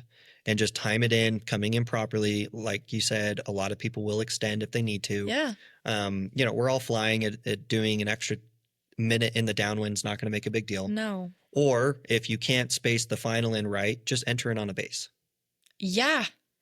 Because having to come in, loop around, the airplanes, believe it or not, have huge blind spots. Oh, yeah. And if you're having to flip around, do a 180 into the downwind, and if you're not at the right altitude, or it just can get really messy. I would say I just do the straight in. I mean, it makes the most sense, especially if you're coming north and they're using which 1.7. is a proper entry. Yes, a lot of people I don't know think you why. have to do 45. That's the preferred. And this is what I talk to my students about. I'm like, let's talk real world. Yeah. Like and especially because they're all hobbyists, it's like, if you're flying by yourself, you want to get on the ground the most efficient and fast way you can. If I'm coming straight in and I'm lined up for a straight in final, why the heck would I go to enter on a 45? Yeah. And I don't know what it is that instructors at other schools don't want to teach that. Yeah. I mean, I talk with students on like what makes the most sense from where you are in relation to what runway you're landing on. Yeah. Use common sense. And I've asked people on the radios, I'm like, so why are you doing that? They're like, well, just because there's skydive operations, that's what we teach our students to keep it consistent. I'm like, so you're telling me you're going to endorse somebody that's going to a check ride and they don't understand why they're necessarily doing that weird entry and they think that that's normal. Yeah. No. Well, and what's so funny about it is they teach the 45 entry wrong altogether. Yes. Like we've had whole lessons on how to enter at a 45 and teardrop in. And even the way they teach, they're like, well, we don't want to teach the wrong procedure at a parachuting operation, but you're teaching the wrong procedure on how to enter at a 45. So either way, it's like you're teaching it wrong either way. Why not teach something that makes sense? Any towered airport you go to, you're going to enter in on a base or final. You rarely enter on a downwind. Like ever. I can't remember the last time I entered in on downwind. They tell me to fly north and then enter on a base or loop around for a final. Because that's the most effective and fast. They want to get you on the ground. They want to get you out of there. It's like, let's be efficient. Yeah, and I agree with you. That's one of my biggest gripes here. And I had that issue when I was in Texas too. Now, we didn't have mountains, obviously, but we had the Bravo airspace and a Delta airspace that we had to avoid. And so if you're coming in on to teardrop into the downwind, never worked. Like, because you would either hit the Bravo or you'd hit an airplane. Yeah. So you'd either have to cross over midfield and enter directly into the downwind, not do the teardrop stuff, which I don't like in general. But there's just so much room for error, I think. Yeah. Just let's keep it simple, Yeah. especially on a private pilot level. Yeah. As you get further into training, when you get into instrument, I mean, instrument actually doesn't even really count because you're flying approaches all the time. But commercial, especially when you're like an established pilot. Yeah. Like I didn't really feel like an established pilot till after instrument. Like I was like, I feel really confident now. Yeah. And then you just time build a bunch and you're like, okay, I can do this. But I think that just keeping it super straightforward of like, why we do this, explaining why we do this. And I mean, situational awareness is such a hard thing to teach. Yeah. It's so hard for people to like understand that you actually have to look for the airplanes that are in the pattern. And because they will hit you if Yeah. you don't pay attention, right? Because people don't pay attention. Never ever assume that anyone sees you unless they were saying, hey, yeah, we have you in sight. You always make the safe choice and deviate however you need to. Yeah. Um, Well, that's another thing with the pattern is if you have to deviate at all, yeah. now you got conflict everywhere you go. Yeah. So What if there was a bunch of birds and I had to go, there's a plane right there. Can't do that. Can't Guess do I'm hitting the that. birds. Guess I'm going down. Yeah. What's one of your most memorable experiences with a student? For solos, for sure. The solos? Yeah, I think it's such a confidence boost for me and for the student, I think. Yeah. It just feels good. And especially, I guess on top of that is like when it clicks, or when you see it in their face and they're like, yes. They have that one good landing. Yeah. And then they do it And the you're like, second time. yes. You're like, oh my gosh, you know it. You've got it down. You've got it. Yeah. Those are good. I think that's probably the most memorable. I mean, it just feels so good. And like to be able to be like, you did that without me, I think is so exciting for students. I mean, that's their first little glimpse on like what is to come, I think. So yeah, solos are big time. They're so fun. I mean, I'm a little like stressed. Like, okay, don't die, don't crash. Please be smart. Go around if you need to, and then off you go. Yeah. And they always kill it. So yeah, solos are fun. They're so fun. They're good. That and then the check ride. I remember my first solo was like, I was like on top. I'm like, I'm so great. I mean, I was just talking to myself the whole time, running the checklists and like going through everything. I'm like, okay, I got this. And then that first landing, when you do it and you butter it, you're like, yes, yes. Now, switching topics just a little bit. I think we've hit the CFI pretty good. Yeah. But I mean, I guess it's still kind of the same thing. But where do you see the future of aviation training going? Because it is changing. Yeah. We've got a lot of technology coming out. Obviously, we've got like our sim, we've got the G1000s. Yeah. Like, where do you see training going? Do you think it's going to be as hands-on as it is now, or? I think that there's a lot of resources like at everybody's fingertips where it's like that will be great and accessible, but I still think that there needs to be an expectation. And I think the FAA is pretty good about this of like, okay, yes, with all these new things and resources and airplanes that are a lot easier to fly and than your beat up Cessna that maybe doesn't start on the first try, and you know how it is. I think that it's really important that we just keep the standard really high, and safety is huge, because I think that there is a lot of people that will get their pilot's license and then they don't go any farther than their private, and they think it's like, okay, cool, I'm done. I'm going to do no more training. And they'll do their biannual flight review, and then it's just like they'll just go fly and screw around, and it's nothing crazy. It's just for fun.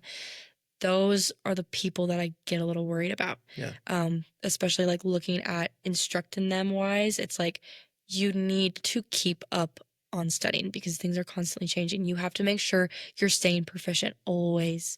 I mean, you can't just expect you're going to be able to go and land at a short runway and be successful if you always land long. Yeah. Right. If you're not holding yourself to that high of a standard. And I always tell my students this, I'm like, this is the career that you never stop learning. I mean, you really don't ever. Yeah. I mean, if that's not for you, then aviation isn't for you. It's like you will never ever stop learning. I mean, I learn stuff every single day of like, oh, this method of teaching worked really well, or my student will ask me a question. I'm like, oh, that's an interesting way of thinking about that. Yeah. And let's talk about that, right? So I think that just keeping an emphasis on the constant learning and the priority of safety. Big time. Do you think standards will go up? I don't know. Now, because there's a lot of talk, one, getting rid of biannual flight reviews. Yep. Like, that's kind of a joke that goes around, but also it seems kind of serious at the same time that they might get rid of that if you have so many hours it built in a year or 2 years. Also, like, there was a rumor going around forever that they're going to lower the 1,500 hours for ATP down to, 1,200 or something. And then it'd be like 1,000 4-year RATP students.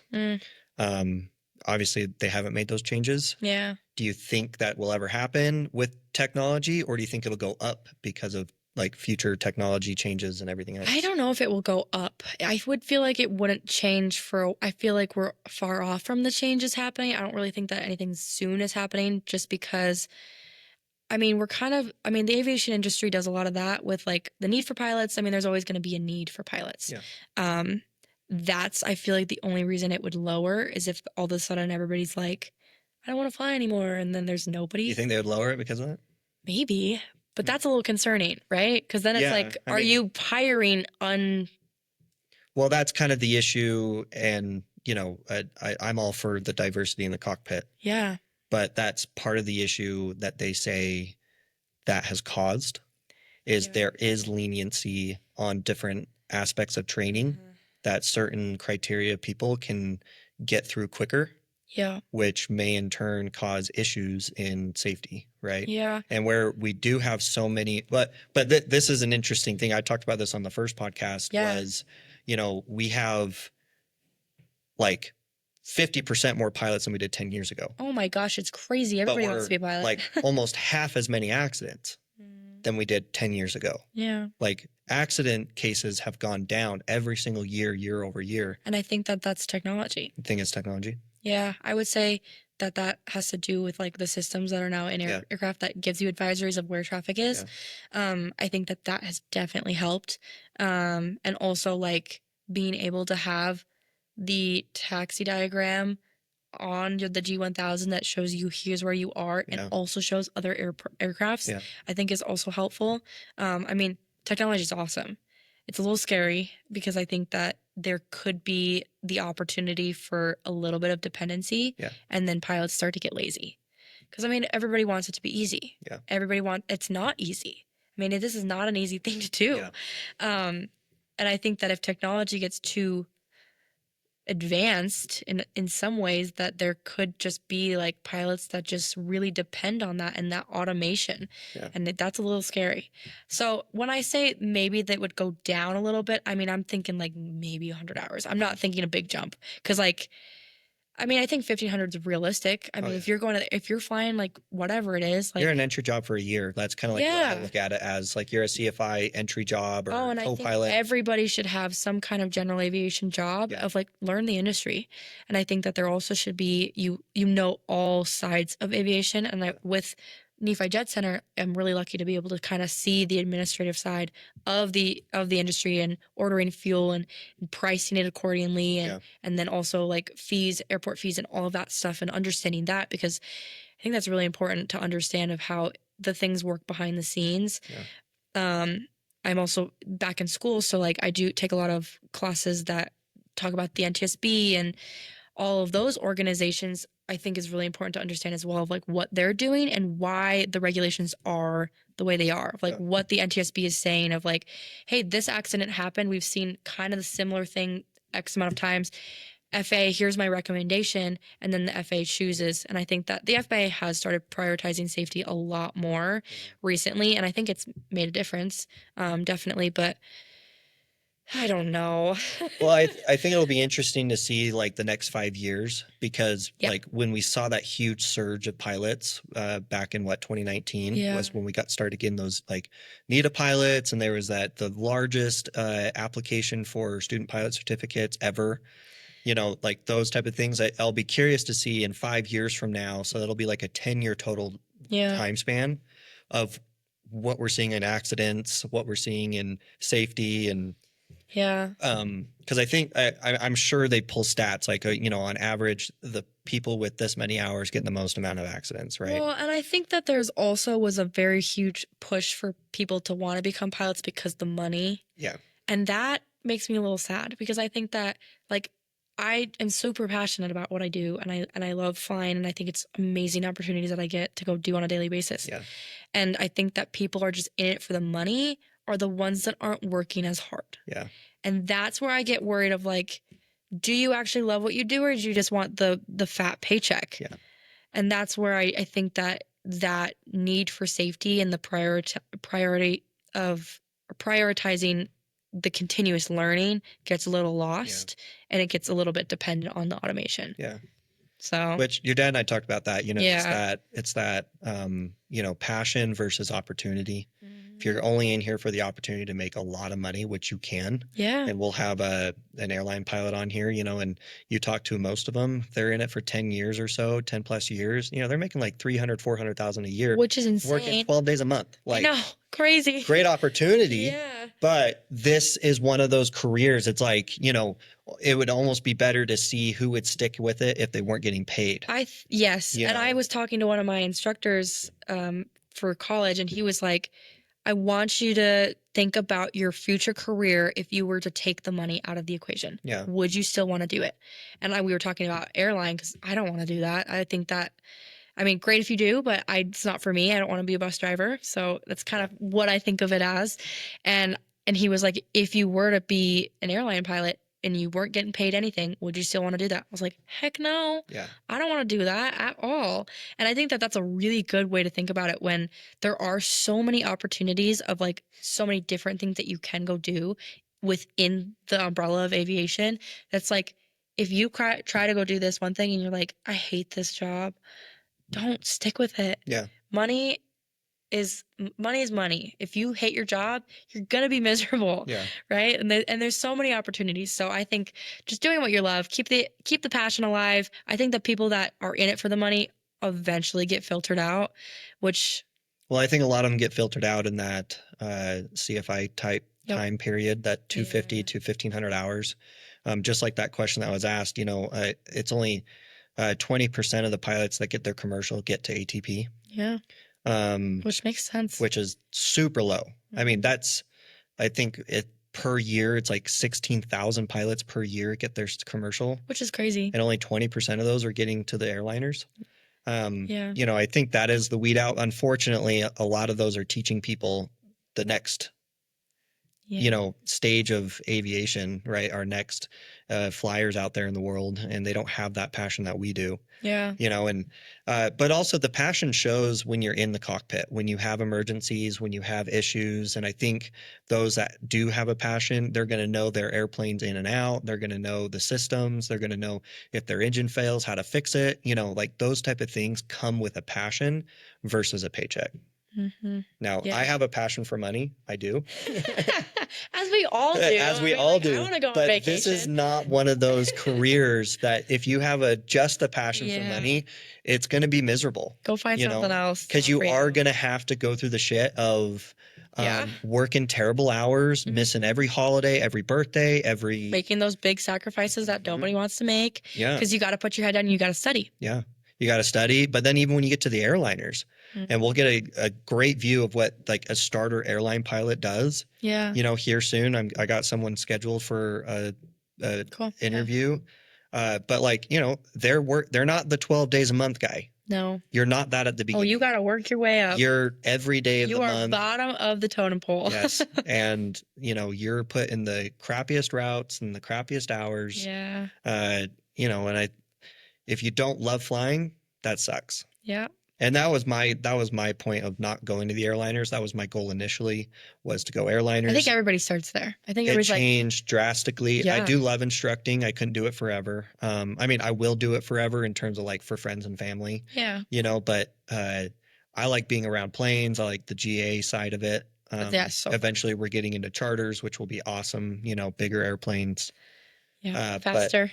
But to go fly an Airbus, that does not satisfy me. Yeah, and I like smaller scale. I feel very like welcomed almost like with the school here and the community at the airport. I think everybody's very friendly and everybody's awesome, and I think that that's really important. And I think if I were to go more airline, that's more of like if you are at a 141, it's probably what you want to do. Yeah. Now, what's your goal then? So besides instructing forever, because we'd love to have you here forever. Sorry. That's not my goal for you as much as we'd like it. What's your plans? I am very loose on like what I want to do ultimately. Right now, the newest fixation would be like aerial firefighting or medevac. Okay. I think that I'm big on, again, that passion. I do love a little bit of an adrenaline thing. So that's kind of where that comes of like, and also helping people, Yeah. like feel like I'm actually making a difference and I'm not just like flying people around. I'm like, okay, I mean, that's great, but Yeah. I would love to do something that's like going to make a difference. So I think those are kind of my two. Obviously, those hour requirements are a little bit higher than your average. I mean, I think medevac's like 4,000. So, Well, you can be first officer a lot lower, my friend. or I'm sorry, Yeah. the aerial The firefighting aero 4,000. firefighter, that's really high. Yes, and that's why I'm like, well, Now, is maybe- that like your like big C-130, you know, the red dust droppers or I've whatever? not even gone that far. I'm just like keeping it Like very you just want to be open. firefighter I that would- flies an airplane. I just want to do something fun. No, I just want to do something that I'm passionate about, and I think that that might take me a little bit to find. Those are the things that I've been interested in lately. But I do want to like start switching gears into like helicopters and like see if that's maybe. I mean, because they think that there's actually a much higher need for helicopter pilots than there are airplane Yeah, pilots. it's just not as many. Yeah. So, and I think that if I have the opportunity, why not? Yeah. Right. And I know there's a couple guys here that do like a lot of stuff for the BLM and the DNR, which is super cool, more agricultural, which I think is also super awesome. So I don't know. I think that there's so many opportunities. I don't think I need to know right now. Yeah. I mean, I'm still such a baby pilot. I mean, I have the 650 hours. I mean, 750 is going to be awesome. And I think a lot of things are going to open up, but I'm, again, really happy with what I'm doing right now. I mean, I'm enjoying instructing. I'm excited to do some of my own training and kind of switch gears into that. And I think that opportunities are going to come the more people I can know. Yeah. And I'm going to find the fit for me. And I'm excited for that. So current position, what you know about aviation, yeah, money aside, what would be the dream job? Like that you would love doing forever? I would say aerial firefighting. Aerial I think firefighting. it's so cool. I think it's so cool. I mean, have you Okay. seen the videos of them going Yep. in and they're scooping the water? I think it's so cool. Yep, that's pretty cool. No, it's cool. It's so been cool. something I wanted to do, you know. Yeah. I thought that'd be fun. I thought Border Patrol would be fun. Yeah, I have thought about that too. I've also thought like maybe I go military something and go that route and see if there's something I would want to get involved that way. But I mean, I got time. I'm young. You got a lot I of got time. so much time. Yeah. But I mean, for anybody watching, Yeah. there are a million So many aviation related jobs in terms of flying an airplane or a helicopter. Now, I would always recommend, and I think most helicopter pilots would recommend the same thing, you know, tell me if I'm wrong, anybody listening.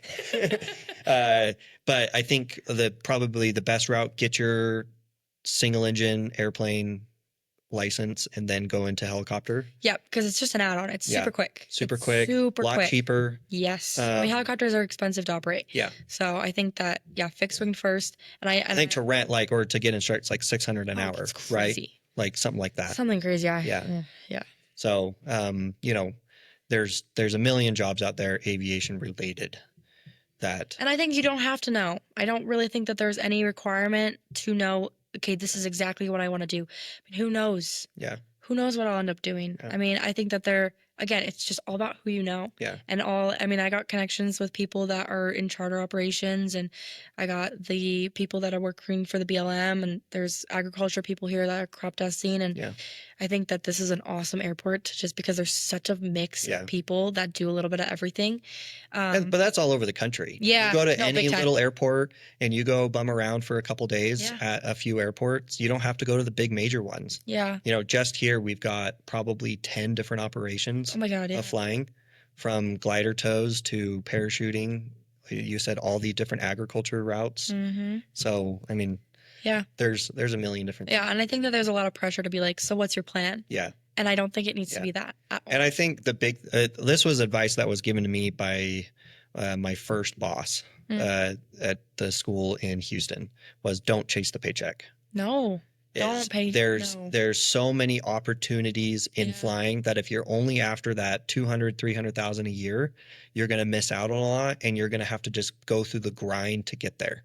Yeah. Versus you hit that 750 hours, there's 100 more jobs available to you. Just because you can meet the insurance requirement. Totally. You can go charter and love it. You can go private charter and love it. You can go on-call corporate job. You can go agriculture. You can go BLM. You can go border patrol, pipeline, aerial photography, you name it. There's so much. But you hit that 750 hours, and if you're only stuck in that mindset of I need to get to the airliners as quick as humanly possible, you're going to miss out on it. You're going to miss it all. And I think the more experience and the more, I mean, I could have 4 different careers in my lifetime of like, I want to do this for a couple years. I want to maybe do this for 10 years and I want to do this for another 10 years and switch around. Obviously you lose that seniority aspect if you are moving around. Yeah. So try to find the ones that you like, but, nothing's permanent. Yeah. But if you have 4 different flying career, jobs, I shouldn't say careers, but jobs before you get to 1,500 hours, you're going to be hired on way easier than the guy who just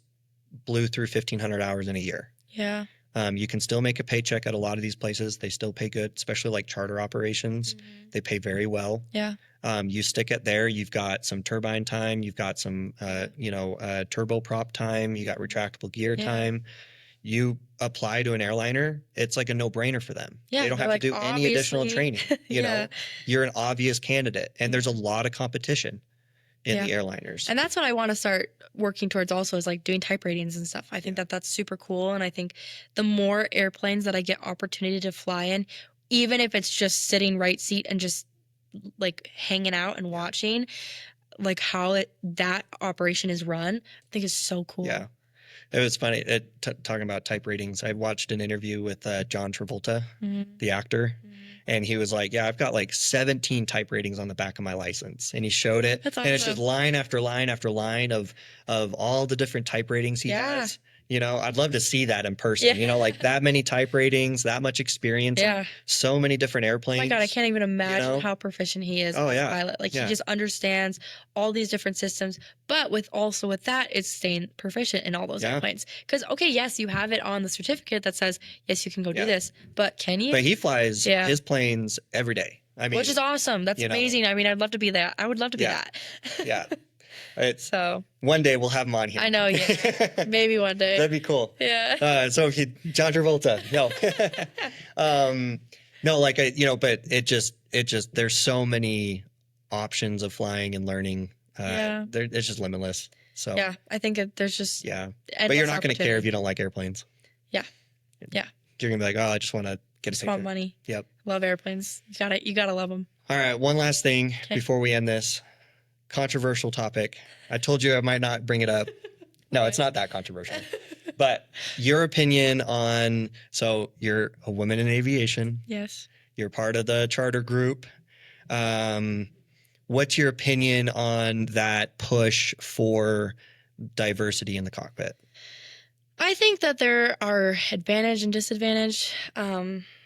Mostly disadvantaged, I think, because that is such a male-dominated industry.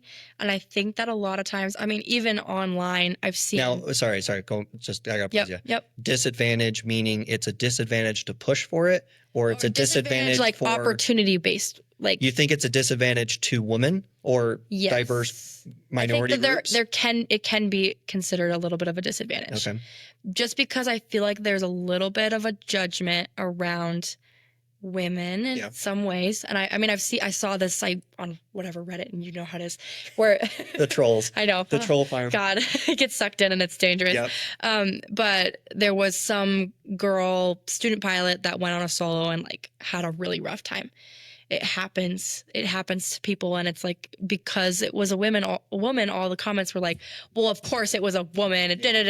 That's the thing. It's like, but she's probably an amazing pilot. Yeah. She had a bad day. Who knows what's going on in her life? Yeah. She shouldn't have been flying. Okay, back to I'm safe. Like, and I think that we as women are just as good as any man. Yeah. Obviously. Yeah. Right. I think that it can be an advantage, just because I think that there's less of us. So there's maybe more opportunity in that sense. Yeah. But I think that there is kind of that judgment, which I think is so dumb. But now, this is the big debate with the FAA, the NTSB, all of these major letter groups. Is they're pushing for that diversity. Yeah, and so in turn, now I don't know if you'll see it publicized necessarily. Yeah, but in turn, it has laxed on the requirements for them. Interesting. Yeah, I haven't seen that. It's created this like, well, we can't hire you because you're not one of the minority groups in aviation. Now, And I think that that's everywhere, though. it is everywhere, but Yeah. it's a huge push in aviation, and you're part of it. I'm Yeah. part of it. Do you like? In my opinion, personally, I don't think it should be dictated. I think if you're a good pilot, Yes. you're a good pilot. I completely If you've agree. hit the requirements, you're safe. You've done all the time requirements. Yes. Like, I don't think there should be an emphasis on bringing them in. No. Because, I mean, ultimately, I don't think a lot of women want to be pilots. They can. Yeah. But a lot of them don't. Yeah. Which is fine. Okay, maybe. You know, like, it's just Yeah. I think more guys grow up being a little kid, being like, I want to be a pilot. And so they Yeah. will be a pilot than there Yeah. are females. Like, Yeah. I think just Not to say that the numbers. women that are No. pilots are such badasses. No, and I don't think they are. I've met some, like, you're a phenomenal pilot. I've Yeah. met some phenomenal pilots. Yeah. But I think it, like, when you push for a certain group to be included, I almost feel like it's a little bit disrespectful Yeah. in a way where it's like, so you think you because need help. yeah. No, I want to be hired based off my skills Yeah. and not based off my gender or whatever Yeah. box you need to check. Okay, we got one, Yeah. right? Like, Yeah. I want to be hired off of my performance and my skills Yeah. and my ability to be a good pilot.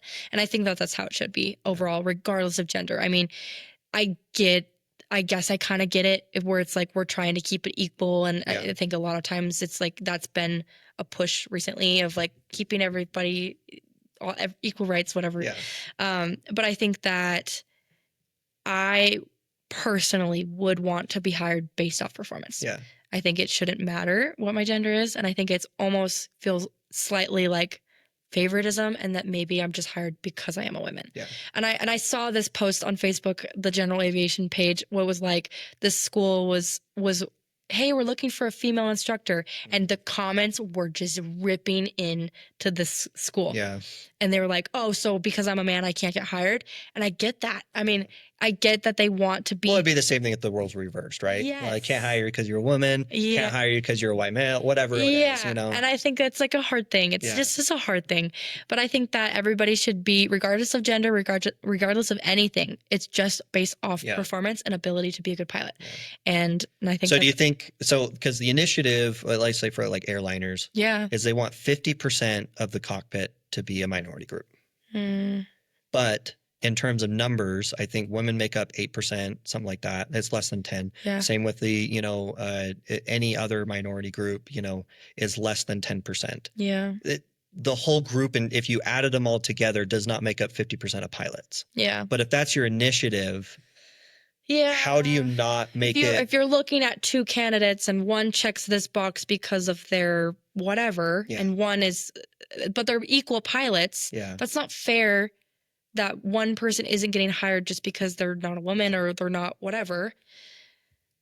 It's hard. It's hard. When you have initiatives out there, it's hard. Like, you say it might be harder to get hired because you're a woman. I think but if there is initiatives, right? Yeah. Like in the corporate realm or the, commercial airliner realm. Yeah. And I wouldn't say it's like necessarily hard if you're a good pilot that's a woman. I would say it's just different. Yeah. I think that there's I think you get treated differently. Yeah. In general. Yeah. And it is so many men. Yeah.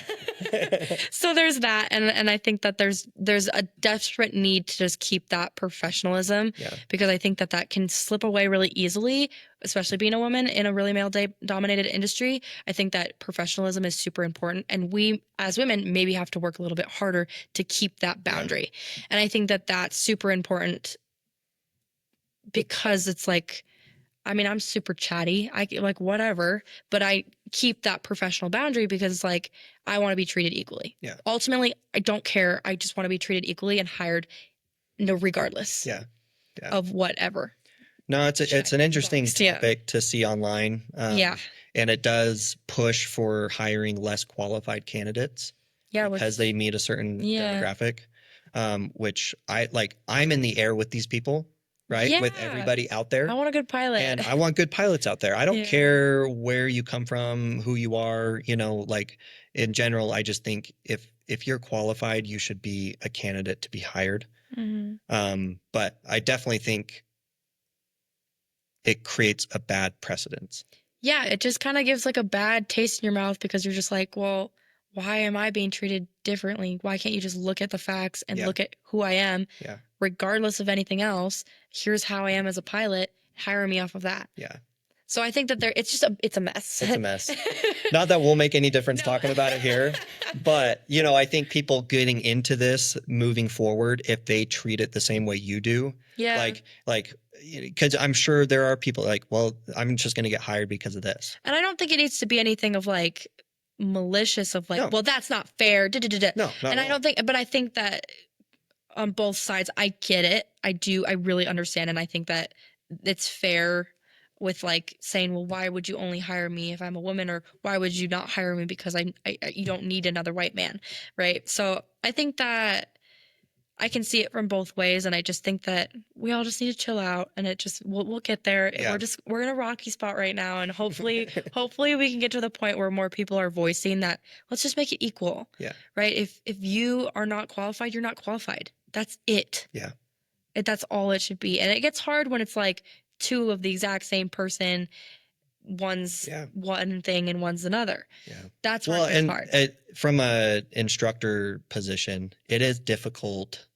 And I think a lot of instructors would agree. Like if I had a female student of why they didn't go through. Say that. Like if I had a female student. Oh, you. Yeah. Like me as an instructor and they just sucked. Yeah. Had nothing to do with them being a girl or not. They just sucked at flying. It's like, well, how do I approach that? Without being like, well, you're just failing me because I'm a chick. You know, like it. I think there's just a hard line, but I think anybody going into the situation, especially being a female, you need to go in it with that mindset of like, well, it has nothing to do with me. It just. Yeah. If you're not a pilot, you're not a pilot. It is 1% of the world, like less than 1% of the world. It's. I mean, if it was easy, everyone would do it. Yeah. So it's difficult in any way you look at it from the ground up, though. Yeah. Yeah. I think it's just hard, and it sucks that it is that way. Yeah. I wish it wasn't, but I mean, we're working past it, so hopefully at some point it's just not. But I don't think it ever will be, probably. But probably not. We try. I think that it's just if you're a good pilot, you're a good pilot. Moral of the story, like that's just it. It's just all. It doesn't matter gender, race, whatever. Yeah. If you're a good pilot, you're a good pilot. And there's a lot of good pilots, and there's a lot of crappy pilots. Yep. Doesn't matter who you are.